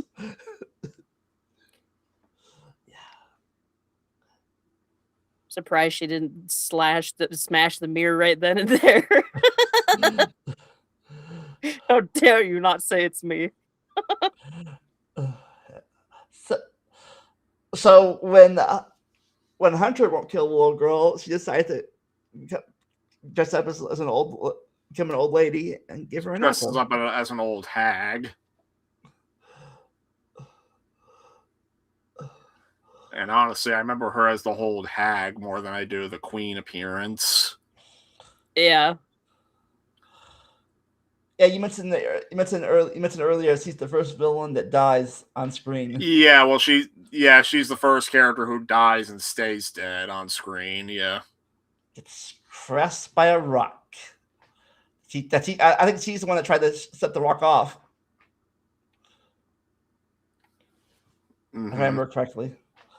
I think so. Well, yeah, That she sounds was. right. Yeah, she was trying to throw the rock down at the dwarves and like the animals that were chasing her, but it backfired and she fell off the cliff. Yep, but basically, she's the villain that all other villains came from. Mm-hmm. Mm-hmm.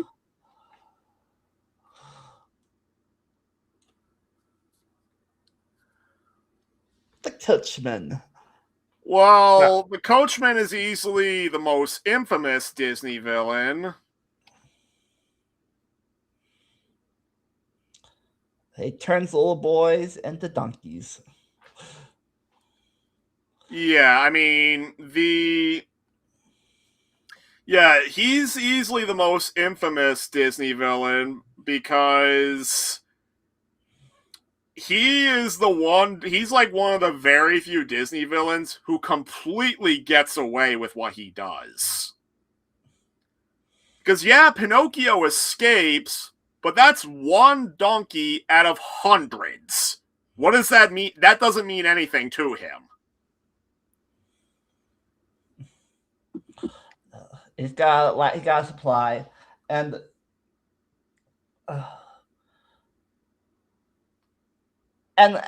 just like in the remake, Pleasure Island isn't that pleasurable. I don't think in the remake. Well, the thing with the remake is that it's heavily sanitized. Like, basically, they like the whole point of the original Pleasure Island is that the kids are encouraged to just go wild. They do all these things they're not supposed to do. Like, I think playing pool, I think was not considered a kid's thing back then, so that's why it's considered naughty. Then there was drinking beer, there was smoking cigars. None of that was in the remake because that would be very rude. And literally the only thing the remake does, it's equal opportunity with how the kids are enslaved as donkeys because girls are on the island too. And that's when they're not kidnapped to come on the island. Not tricked on the island, they're kidnapped. Oh yeah, they're kidnapped to go on the island, whereas in the original it's entirely voluntary. In fact, funny thing is, when Pinocchio's on the caravan going to Pleasure Island, and the coachman's like driving the wagon that they're riding to Pleasure Island to, if you look closely, you can see the wagon is being pulled by donkeys. Very likely some of the kids he enslaved. Yeah, does he sell? I think he sells them to miners or something. Well, he sells most of them into like the salt mines, which is very on point for Italy because it was all about salt mine workers in very horrid conditions. I kind of got to look into that when I played the game Mafia: The Old Country. Because your main character in that game is a salt mine slave. Who gets out of it because he joins the mob. But yeah, and we never find out, and then we find out he puts donkeys that are still able to talk in a separate pen, and we never quite find out what happens to them, but we can assume it won't be good. And he's also well known for his speech with Honest John and Gideon, because he's paying them boatloads of money, much more than the money they earned from selling Pinocchio to Stromboli. The coachman offers them a lot of money to find boys to bring to Pleasure Island, and of course, they're concerned because apparently Pleasure Island is well known enough to where authorities know about it. And the coachman assures them there's nothing to worry about, and then he makes his meme-worthy, scary Wario face where he promises they never come back as boys. Is that in the is that the original or the remake? Obviously the original. Yeah. I mean, yeah, the remake could not sell the Coachman the same way. In fact, lots of people say they like the Super Nintendo version of Pinocchio because Pinocchio got a game on like the Super Nintendo and the Genesis, and they like it specifically because you fight the Coachman and defeat him. Oh, wow. Which is what the movie doesn't do. Like you said earlier, Pinocchio villains get away with it. Yeah. Well, Honest John and Gideon get away, and I forgot to mention, Stromboli gets away with it too. I mean, yeah, he loses Pinocchio and therefore, quote unquote, his little gold mine, but he still kept the earnings from the first show, and he's not really brought to justice or anything. Sure, the remake added that in, but I hate Stromboli in the remake. I hate everything about the remake, so yeah.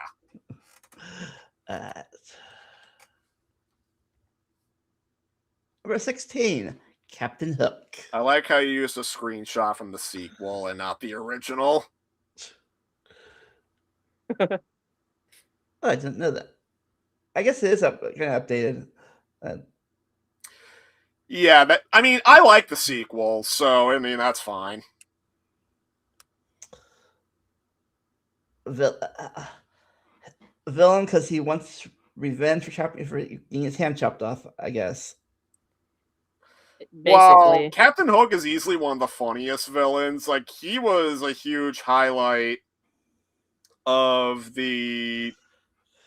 Yeah, he was a huge highlight of the original movie when I rewatched it, just because his reactions... I mean, he's pretty cowardly and bumbling as a villain, but he's really fun to watch. And, I mean, he can be threatening when he needs to be. I remember Captain Hook more from the Fox series than I do the Disney movie. I was about to say, I thought you were going to say Hook, because I actually did finally watch Hook recently. Oh yeah, that too. But yeah, I think you ever watch the Fox series Peter Pan and the Pirates? No, I only know the name of it. Yeah, I have not seen that either. It's pretty good. Captain Hook is played by Captain Hook is voiced by everyone's favorite villain character, Tim Curry. Oh. The guy pretty much known for villain roles.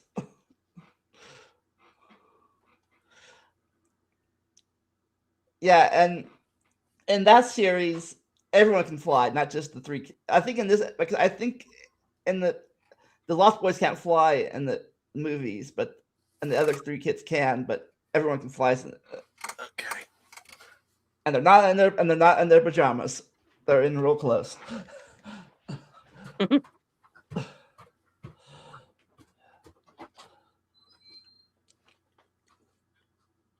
Yeah. His only weakness is the crocodile with the clock in his stomach. Yep, the crocodile. It's been a long time since I've seen Peter Pan. I think this movie takes place in 1900s, but the sequel takes place in the 40s. Because Jane they're doing the drills of the bombers.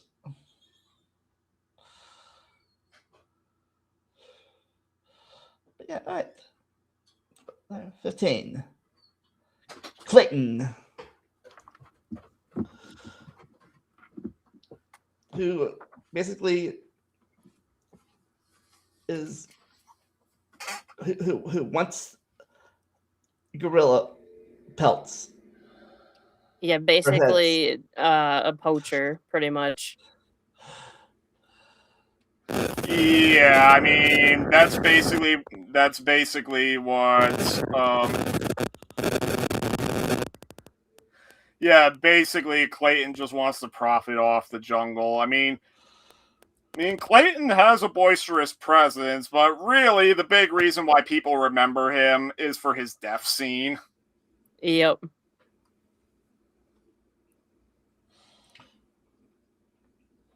Yeah. Because he easily has one of the darkest Disney villain deaths of the whole canon. Like they think they bring him along originally just for protection or something. Say what? Did they bring him along for protection? Yeah. The reason why he was with Jane and her dad was that he was basically protecting them from like the jungle wildlife because they were there to study the gorillas. But Clayton was a little too eager to capture them. Yeah, he got to get that money.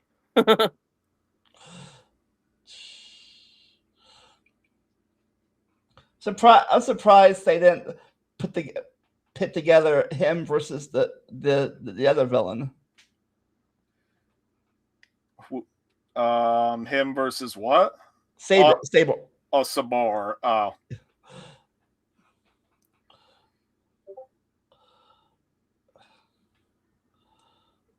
Yeah. All right. Speaking of villains that weren't in the villains they took out of the remake, Captain Gantu. Oh yeah. His removal from the remake was one of the things I hated about the remake, but yeah, why would they remove him from you know the remake? why? That's so stupid. Because CG is expensive. We're the biggest corporation in the world, but we can't spend money on him. What a crock of crap. Yeah. He was like one of the better parts about Lilo and Stitch. Like I just love his personality and everything. One of my favorite characters from the movie for sure.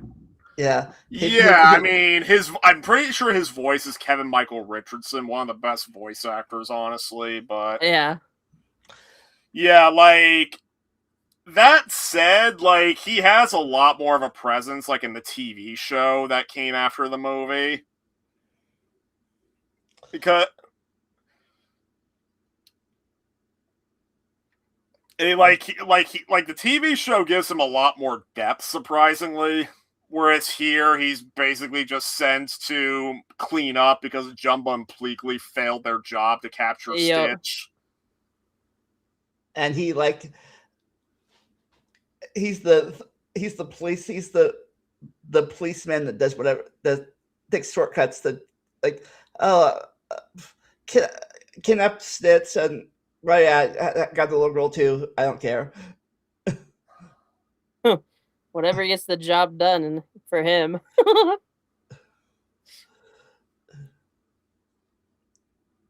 Mm-hmm. Yeah, like I said, he becomes like the side villain in the sequels and this TV series. Well, yeah, because there's another villain who takes over in the TV show and all that, but he's basically the main force that, like, because the TV show is them trying to basically it's a gotta catch them all with the experiments because Stitch is experiment 626. There really were up 625 other experiments that Jumbo worked on. And each episode of the TV show is them finding a new one and giving them a home, just like Stitch got with Lilo. And basically, Gantu is there trying to capture the experiment to give to his boss. The hamster wheel. Yeah. Bill. And it's funny because in the finale movie for the TV show, Gantu actually turns over a new leaf. He started as a good guy, ended as a good guy. Full circle. Yep. Mm-hmm. Yzma. I love her. She's easily one of the funniest villains. Yes, absolutely. Pull the lever, Kronk.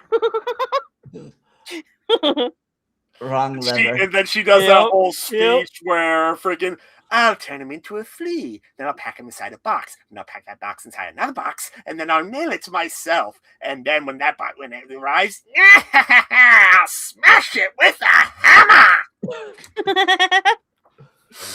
She's voiced by Eartha Kitt, who's best known as one of the actors to play Catwoman in the '60s Batman, which is pretty fitting. But yeah. So, so she's next in line to the throne, apparently. I guess. Well, no, she's the advisor to Cusco, who is on the throne as emperor, and she just simply takes over because she wants to take over because, well, she's perfectly fine how she is until Cusco fires her because Cusco's a brat, and she plots to kill him so that because there's no line of successor for emperor, she would just take over by proxy. Ah, okay. Yep. She wanted the throne. Yeah, she only does it because Cusco tried to get rid of her first. So I guess you could say she felt like she was given what he deserved because Cusco is a pretty selfish brat at the start of the movie, and that's his whole arc. She wanted that revenge dish, best served cold. I mean, not to say that she was a pleasant person beforehand. I mean, after all, she often would she tried to treat Cusco as a figurehead, and she would try to take over emperor duties when he wasn't looking. And she was pretty ruthless. Do you ever watch the Cusco University? Yeah, Emperor's New School. Yeah, where she's the principal and she's trying to make Cusco flunk school so he can't be emperor. Yeah. And they spell her name, her name's Amzi, backwards. Yeah. And I think they finished that show just in time because I think Eartha Kitt passed away the night they aired the finale.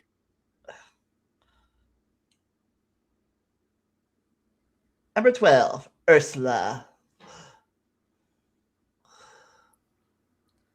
Yeah, Ursula is she has a defining voice performance with Pat Carroll. Oh yeah. Yeah. Her voice in the movie is kind of iconic. Mm-hmm. I love the character design. They nailed the character design. They were going for gross old witch. Yeah, they landed with. Yeah, seriously. Yeah, I forget. Did this movie come out first, or did Beauty and the Beast come out first? This one. So this was the first Renaissance movie. Yes. The one that pulled when it was Disney's we're back, bitches. Pretty much. Yeah. Basically, she wants to rule the seas because I guess she was banished from the seas. I guess so. Yeah. Yeah, basically. And her role is that Ariel wants to go to the surface world because she's in love with Eric, and and she grants her human legs so that she can go up to the surface world, but she takes one small payment, which is Ariel's voice, and it's not exactly collateral payment because she uses her voice to try and go back on the deal. Oh yeah, and low key, she kind of tries to kill Ariel right then and there because she kind of forgets to mention that when Ariel has legs, she can't breathe underwater anymore, so they have to rush her to the surface. Yeah. So yeah. So if Ariel died there, I guess she felt. Yeah, if Ariel died right there, then Ursula just would have proceeded as normal, I guess. Yeah, I think all of the little seaweeds in her lair are her past victims. Yeah, because that's what she turns the king into. Once she gets Because, I mean, when Ariel goes to visit her and, like, all those little shrimp things are, like, trying to latch on to her, like, when you first watch the movie, you get the impression that these are, like, little monsters and Ariel's afraid of them. No, when you watch it with context, you know they're trying to stop her from going in. Trying to save her life. Yeah. Number 11, Mother Gothel. Tangled. So, like, I mean, I thought she was effective as the villain, but I mean, granted, I've only seen Tangled in full once, so I kind of like she hasn't left that much of an impact on me yet, but Yeah. I'd have to rewatch Tangled more. Basically, she kidnaps. Well, I know the whole Rapunzel story and everything. Yes, so. Yeah. like She basically, wanted that youth. Yes, but then they take her flower to make the pregnant queen live, and the baby got the power. But then like he tries to get, but he learns you cut the hair, the power goes away. So like they gotta have the baby and no hair cutting, and that's why in her hair grows in the movie. And she's like, I'm your real mom, and so I'm gonna lock you in the tower because I love you. Yeah.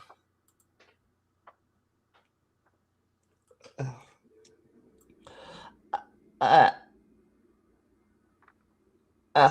then I guess about the youth, she ages like the guy in what's the movie? Last Crusade. Really fast, and then Rapid turns to dust. aging. Mm-hmm. I guess that means she had the flower thing for a long time. Either that or using the flower magic made her age. But we are at the our top 10 list. Number 10, Turbo from Wreck-It Ralph. I'll say he is probably one of the best examples of the Disney twist villain, mainly because there's actual foreshadowing and build up to him. Yeah. And he is actually a pretty good manipulator. Is he really a twist villain? I mean, the twist is because the fact that King Candy is Turbo is a twist that comes later. That part's a twist, but the fact that King Candy is the villain. I mean, he's not. King Candy is not outright villainous at first. Yeah, it kind of comes on like throughout the movie. It builds up. Like it builds up to him. It builds up that he doesn't have good intentions. Yeah. Yeah, but like I said, the real twist that he's from the game.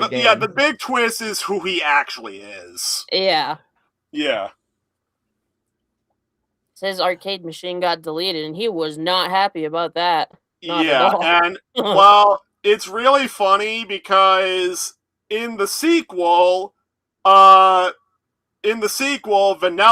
basically wants the same thing that Turbo does, and she's treated as in the right, whereas Turbo was treated as being in the wrong. And that is one of the reasons I hate the sequel. Yeah, the sequel was not very good. Yeah, like, basically, the whole thing is, his whole thing is that his arcade game was discontinued, so he jumped into Sugar Rush so that he could live. But in the process, he erased Vanellope from the game, because she's actually the main character.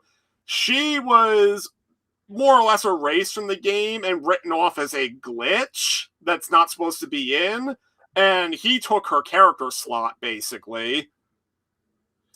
Yeah, I think was his game deleted because he ruined it. I think he ruined his own game because he kind of ruined his own game, I believe, and basically he's ruining Vanellope's game. So, yeah, then in the sequel, what happens is the what happens is Ralph makes his own shortcut. Ralph, on Vanellope's request, makes his own shortcut in the game, and whoever's playing the game tries to veer off the shortcut that technically doesn't exist, and they break the steering wheel, which renders the game unusable, and the game is about to be decommissioned, basically threatening all the racers in the game with death. And So the reason they go to the internet is to go to eBay so they can order a spare steering wheel to fix the game. But in the process, Vanellope goes to this like MMO, like Twisted Metal kind of game, and she's like, you know what? I like it here. I want to stay. And even though she's basically doing the same thing Turbo did in the first movie, she is not at all considered in the wrong. It's funny. I think I ruined her movie because since she's the main character of the game on the side of the box. Since she's the main character of the game, she's like, oh, I'm just into like her justification for it is so weak. Like, for one, they establish that characters who leave their game will destabilize after a while. They try to hand wave that by saying, oh, they worked me into the code, it'll be fine. And then when they justify, well, she's the main character of her game, it's going to get retired without her. Like, I'm just one racer, they won't miss me. Which is weak. They won't miss the one on they won't miss the main character. Yeah, who's on the side of the machine and everything. Yeah, that's how Ralph found out this was her game. She was on the side of the thing.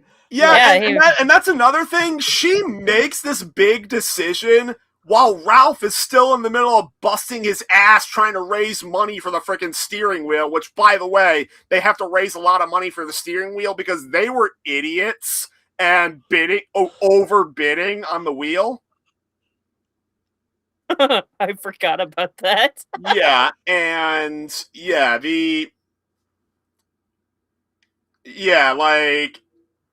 Basically, the whole thing with that movie is that's like a half-assed, like, freaking don't cling to your friends message, which is...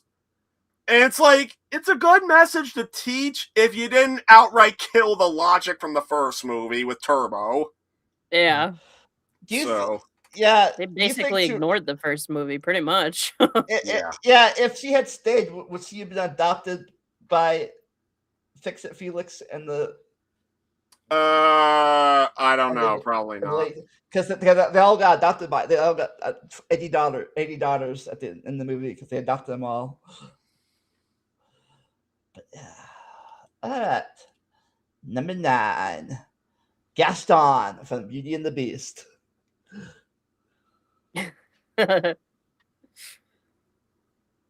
He's got that handsome look. I love the memes that people have made of him just with rapid shooting with his fucking gun. Oh yeah, it's big blunderbuss. Yeah. That thing's ridiculous. Yeah, I mean, the remake gives him a flintlock pistol, which I thought was admittedly kind of badass and one of the only things I liked in the remake, but small flintlock thing. Pistol, you said? Yeah, in his fight with the beast, he shoots him with a flintlock pistol. Ah.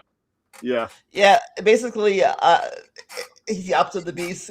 Like, the whole point of the movie is he's beautiful on the outside, but evil on the inside, and the beast is ugly on the outside and beautiful on the inside. Yeah, that's the whole contrast. I mean, he easily gets one of the best songs, and honestly, his song in the remake is like an actually, admittedly, a decent cover, but yeah. Beauty is in the eye of the beholder. Exactly. Yeah, I mean, he is one of the most memorable Disney characters just because of how boisterous his presence is.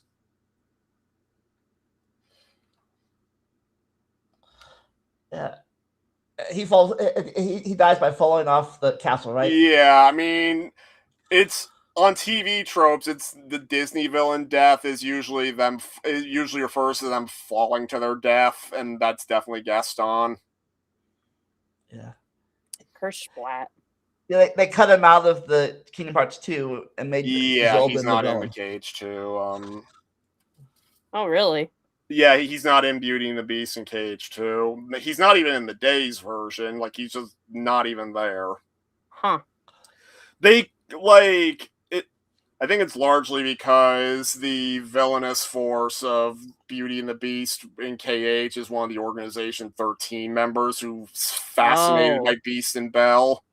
That kind of makes sense if that's the way that they were taking the plot. Yeah. Number 8. Hades. Yeah, Hades. I mean, James Woods utterly kills it as Hades. Oh, like, yeah. He apparently loved playing him a lot, too, to where he was nearly always reprising the role, like whenever Hades appeared in anything. Yeah, the way he speaks and everything. I love the fire hair design and everything. Like, Genuinely one of my favorite villains. Like, just the way that he speaks to you like a freaking, like, I think Nostalgia Craig put it like this once, like, he speaks like a shady lawyer or something like that. Yeah, a shady salesperson or something. Like a shady salesperson, he's always making crooked deals. Yeah. James Wood, I think he's one of the few actors that voices his Disney guy and all things like in here. Well, yeah, like James Woods has nearly always reprised the role of Hades, like no matter what he appears in. Yeah, seems like he has think fun James with Woods is every largely retired performance. from acting, but he'll still play Hades if given the chance, I think. But yeah, go on. Sorry. All I said was he just every time he plays it, he seems to just love the role, just for the love of it. Yeah, yeah, and I appreciate that. Like having him reprise his role in KH and everything is awesome. Yeah. I'm trying to think of what my favorite line or moment of his in the movie is. Like, I like the moment like where he unleashes the Titans and they're all trying to go towards Mount Olympus, but then it turns out they're going the opposite direction. He's like, ahem, Olympus would be that way. And he has like this dead look on his face. He was just so done with the incompetence. And I mean, I also like during the fight on Olympus, like when the Titans keep accidentally attacking him and them trying to get Hercules and Pegasus.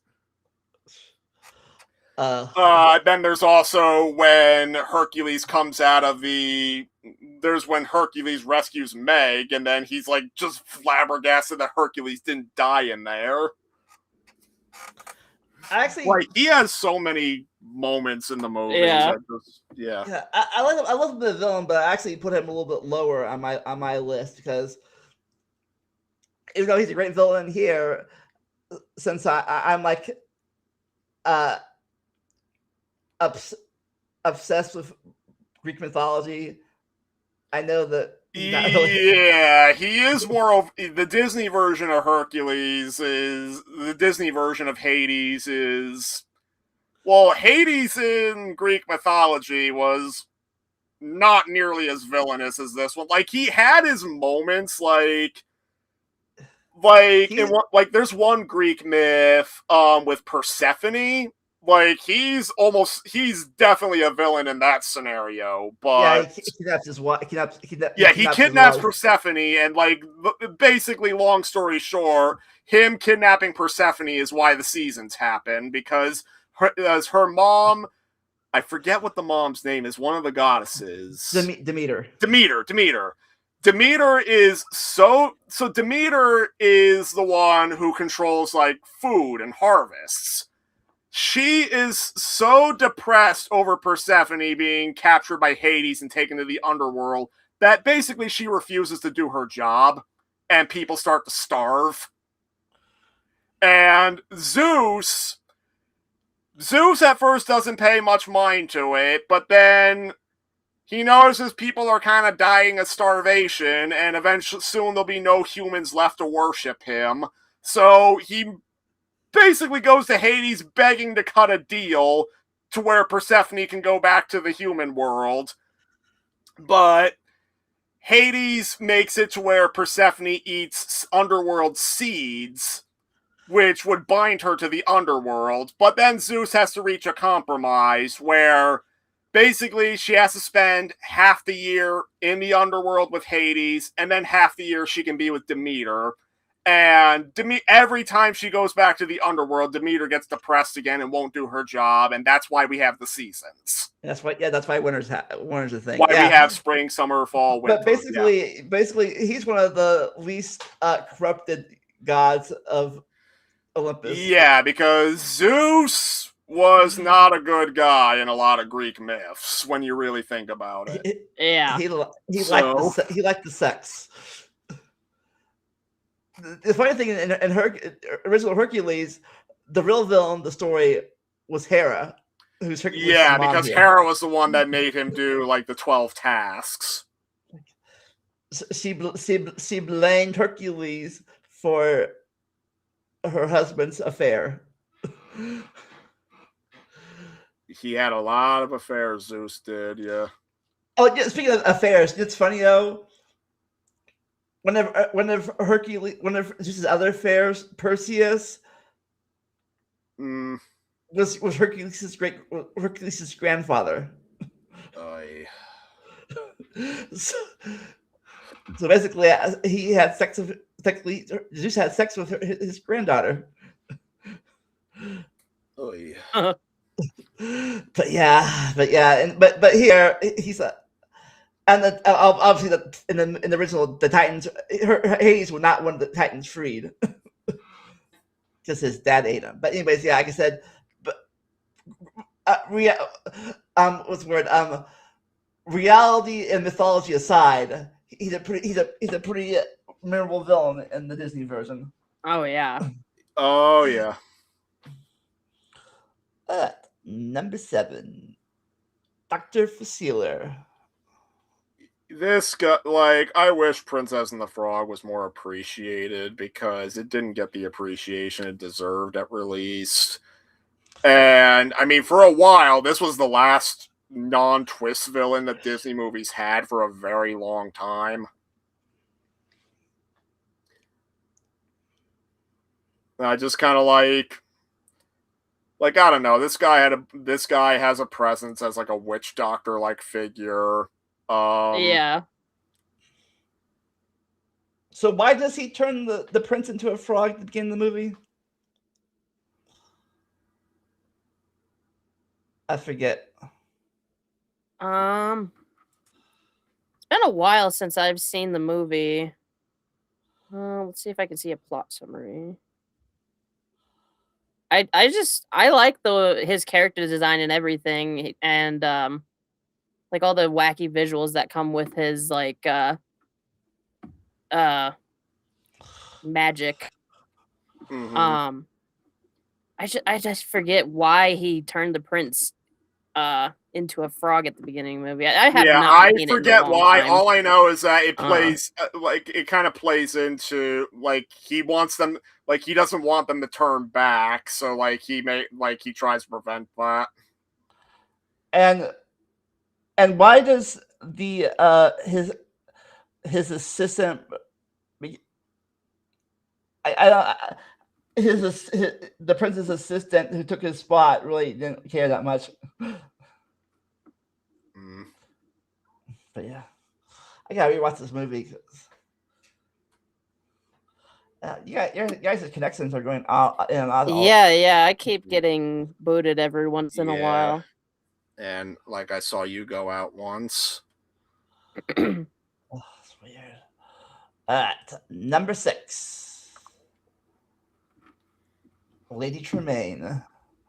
I think Lady Tremaine is one of the more creepily realistic villains, mainly because she is very accurate with how an abusive parent is. Oh, yeah. Like, not in that, like, she doesn't physically abuse Cinderella or anything like that, but she's extremely manipulative. Yeah. Yeah, the mental tactics and whatnot. Yeah, She like just treats her basically like building up dirt. Cinderella's hopes just so she'll work harder, only to snatch it all away. Yeah. Hey, like, I mean, obviously, the biggest example is obviously Cinderella wants to go to the ball with them, and what Lady Tremaine does is, well, sure, you can come with us if you can finish your chores and have a good gown for the ball.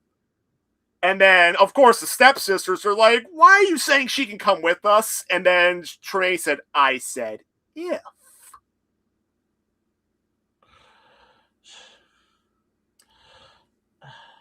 And, like, I mean, even, like, in the third movie, she's actually surprisingly cunning, like, when she gets a hold of Fairy Godmother's wand. Yeah, I Like, think the third Cinderella, of all the Disney sequels, is actually one of the best ones. I think in the sequel, maybe the third one too, one of the sisters gets redeemed. Well, mainly in the third one. Like, Okay, they second kind one. of plant the seed in the second one, and that's honestly the best part of the second one. Otherwise, the second one's kind of poop, but yeah. Yeah, and they kind of did the same thing in the Ever After movie. Yeah. One of the sisters falls in love with a commoner, and it's like, Well, that's exactly what happens in the second one, and of course, Lady Tremaine doesn't want that because she wants money. so let's brainwash the prince and change history. All right, but yeah, she's like, don't worry, I'll take care of your daughter for you. Go mop the floor. Number 5, top 5. Cruella de Vil. Easily the highlight of the movie she comes from, and it's kind of a shame she's not in it for very much. She really isn't around very much in the movie. Well, she has a lot more screen time in the sequel, which I really like because I like how she's one of the more unhinged villains. Yeah. Is she the first film that gets a song? Well, she doesn't sing it. Like, it's the man of the house who makes a song about her.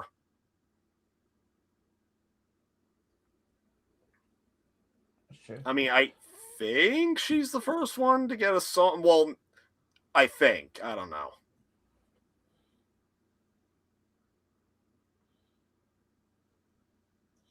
Yeah, I think I have this song on my. I think I have a CD of not of Dalmatians, but Disney famous Disney songs. This is a famous one. Yeah. Yep. Her crime, she wants a coat made out of puppies. She wants to skin a bunch of Dalmatians to make Yeah. a coat. Yeah. Because apparently the skin is much more coatable when they're puppies, not when they're adults. Like, I don't know. I can't remember if the original movie like says how she has the resources to do it, but oddly enough, the remake I know the one from '96 explains it a lot more. She runs a fashion business, and it's all but shown that she poaches other animals too.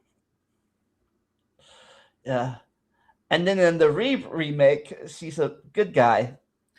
Oh yeah, the one where freaking her tragic backstory is that her adoptive mom that actually cared about her. The reason she hates Dalmatians is because the Dalmatians pushed her off a cliff.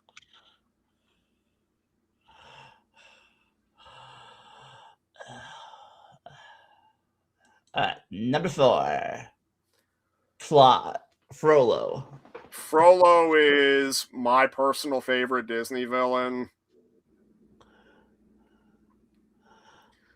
Just because, like, he's that perfect level of, like, menace and, like, manipulation and just... Like, I just remember the first time I watched Hunchback, all I knew of Frollo is that I had an action figure of him that my gram got me at a church once. And then when I actually watched Hunchback for the first time, like, he was the villain that was the most compelling for me to watch. Because, like, well, for one thing, he's a judge, more or less a police, basically a chief, the counterpart to like a chief of police, basically, in the movie. But in the original book, he was a priest. And they changed that in the movie just to avoid being overtly religious, though they kind of have the undertone in there. Like, the whole reason, like, he's about to kill Quasimodo as a baby, and the only reason he doesn't go through with it is that the Archdeacon, and low-key implies that if he's already murdered an innocent life, Quasimodo's mom, and if he kills Quasimodo as a baby, basically it's implied he's going to face the wrath of God. So you decide this. And then, of course, he has his lustful feelings for Esmeralda, and the song Hellfire is basically his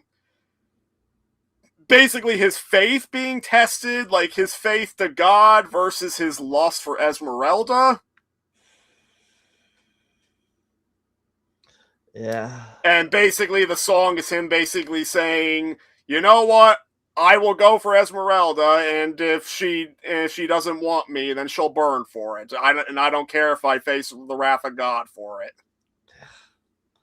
Like, you're evil, you're a gypsy, but you're hot, so let's have sex. Yeah, like Lust will do some crazy things. Yeah, and like he does a lot of very detestable things as a villain. I just thought he's just the one I remember, like, that I think is the most compelling. And also his voice, Tony J, is just like chef's kiss, basically. And like Gaston, he falls to his death. Yeah. All right. Now we're at the Olympics, because here is the bronze medal winner, and that is Maleficent.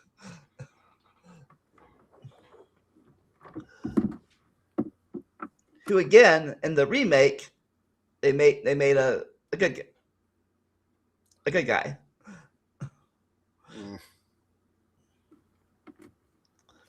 I mean, she's iconic for a reason. Yep. The part where she turns into a dragon is probably like my favorite part. I think she says, does he say hell too? She calls upon the fires of hell. Yeah. And very curiously, they keep that line intact in the Cage Birth by Sleep version of the scene. Which is one of the very few times that the KH games use a swear word. They didn't invite her to the party, so she cursed the baby. Yep.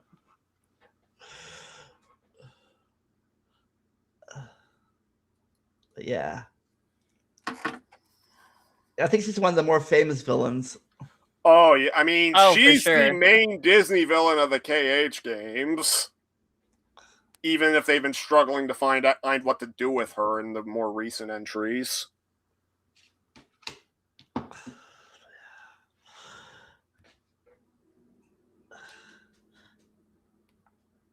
Yeah. She gets, at the end, she gets stabbed in the heart by the prince. All right. The silver medal winner of villains is Scar. Yeah, I can't add much to him. Yeah, not really much to be said. He had an imposing presence the whole movie. His death is one of the more famous Disney deaths for sure. He gets one of the best fight scenes. He Yep. has one of the best villain songs. What he does is very despicable when he kills Mufasa pretty coldly. Just don't think of the remake version where they turn it into a meme. or the remake prequel where like I'm a little divided on how they use them in the remake prequel. The remake of the original movie is undoubtedly worse. But like basically they're not really. I guess they're in the remake prequel. They found out they're not blood brothers, but just like friend brothers. adopted, basically, yeah. But and that I mean, the reason why he turns against Mufasa is stupid. It's literally just because Mufasa got with Sarabi when Scar knew her for like a day.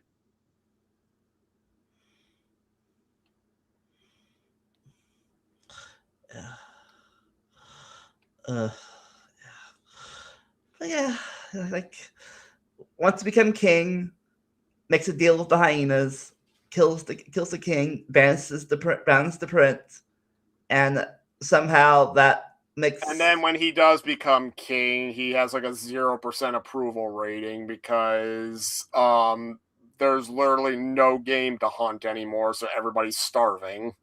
And that somehow makes the Africa dry up.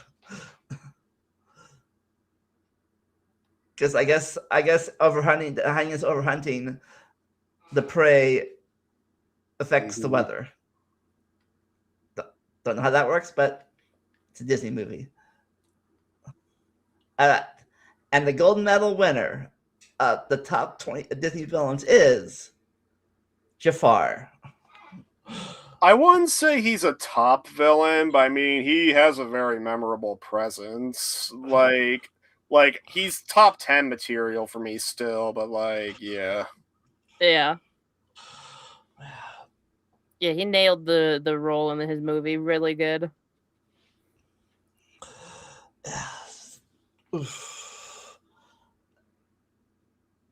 He brainwashed the Sultan and decides, you know what?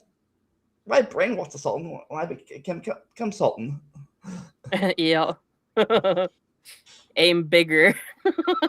That's really his downfall, though. He aims too big. Exactly. He tried to be close to Mr. the Big sun. Shot and he got shot instead.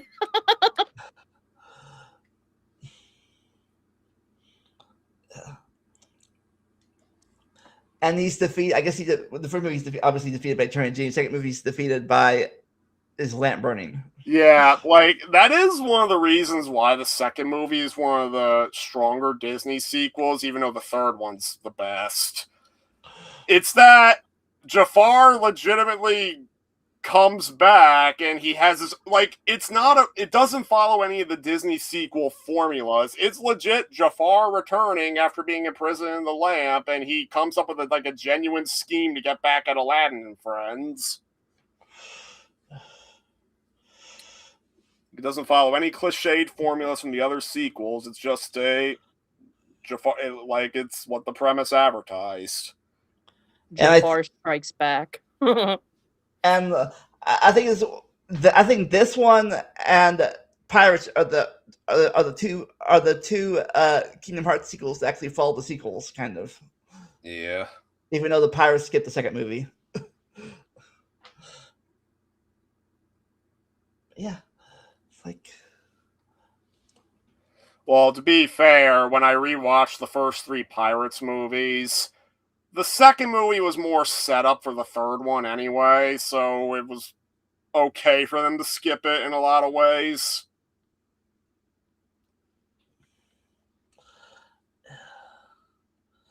But yeah, like he wants to. Yeah, but basically his villainous. He wants power, and I don't know if if he hadn't tried to kill Aladdin, then he would have had the lamp much sooner. Yeah. Yeah, but that is our top 50 Disney villains in under 2.5 hours. So so how does the list stand up in your opinion? There's a couple of spots I would change around, but I mean it's more or less accurate. Yeah. Yeah, I'd say it did a pretty good job of melding all three of our opinions together. Like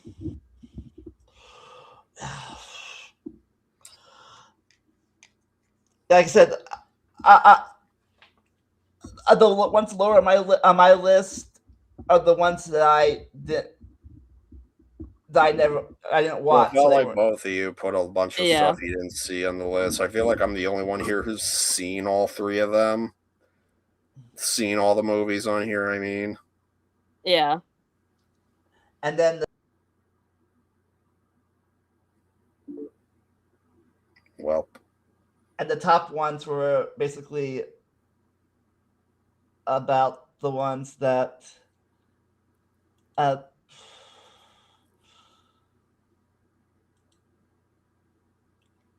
top one was about the ones that made the most impact for me as growing up. Yeah. Pretty much for my top ones, it's the ones I remember / had the most impact, or I liked their like visual designs the most. What made your list, Nick? just my overall rankings. Just kind of what I described before. And did you like use obstacles? Were the obstacles lower on the list and the real villains higher on the list? Yeah, the real villains would be higher on the list. The obstacles I would put near the bottom. So you guys want to advertise to be on your channel? I'm not really doing much on my channel. I mostly do live streaming, but I was taking a break from that to make an actual edited series. Just about done with it. I have to finish recording the final part. I've been playing a Kaizo ROM hack called Crash Bandicoot Carnage, and it's been kicking my butt. But it's been a lot of fun to get through and actually do a recorded series for once. Like I haven't done a recorded Let's Play series in like over 10 years. Yeah. I still have my unedited Kingdom Hearts 3 videos on my computer from 8 years ago. Yeah. At this point. Yeah, I have a lot in my vault. I'm doing a live stream series on Dead Island 2, but I'm not really doing too much. Yeah, other than that, I might put together a I've been playing a lot of Tomodachi Life on the Switch, and I've been taking a lot of video clips, and stupidly, it lets you take video clips, but not to upload them to Nintendo's app. So I literally have to pull them off my SD card and put them on my computer that way. So when I eventually decide to take the clips off, I'm going to maybe edit them together. Well, that sounds like a hassle. Thanks, Nintendo. I don't even know why they don't let you share it. That's stupid. They're always like that though. Like they'll have something like nice with their games and stuff, but then they're like their software and UI has just not been up to snuff since the Switch 1. Well, I think it was until recently Nintendo didn't start caring less about people playing their games on YouTube, because for a long time that they flagged it. Yeah. Anyways, like for me, nothing coming up on my channel really. Pretty much a dry spell right now. Trying to find guests and trying to write a book. But other than that, you guys have a catchphrase you want to say? I don't really have one. I pretty much just like when I'm closing out a video, I pretty much just like like whatever time of day it is for you, day, night, morning, evening, whatever. Enjoy your time, and we'll see you later. As I always say, never stop learning. Enjoy the randomness. We will see you next time, whenever that may be. Bye. Hey, thanks for watching my podcast or Let's Play. If you want to help support my channel, you can make a monthly or yearly pledge on Patreon, or just a one-time donation on Vimeo, PayPal, or Cash App. For those looking for something to wear, we have some shirts, hats, and other stylish things in our merch store. If you enjoy gaming, you can always follow and sub to me on Twitch. For those who don't want to give money, I have an Amazon and Steam wish list who can help the channel out. And of course, just liking, leaving a comment, and sharing this video helps more than you can imagine. And always remember to never stop learning and enjoy the randomness.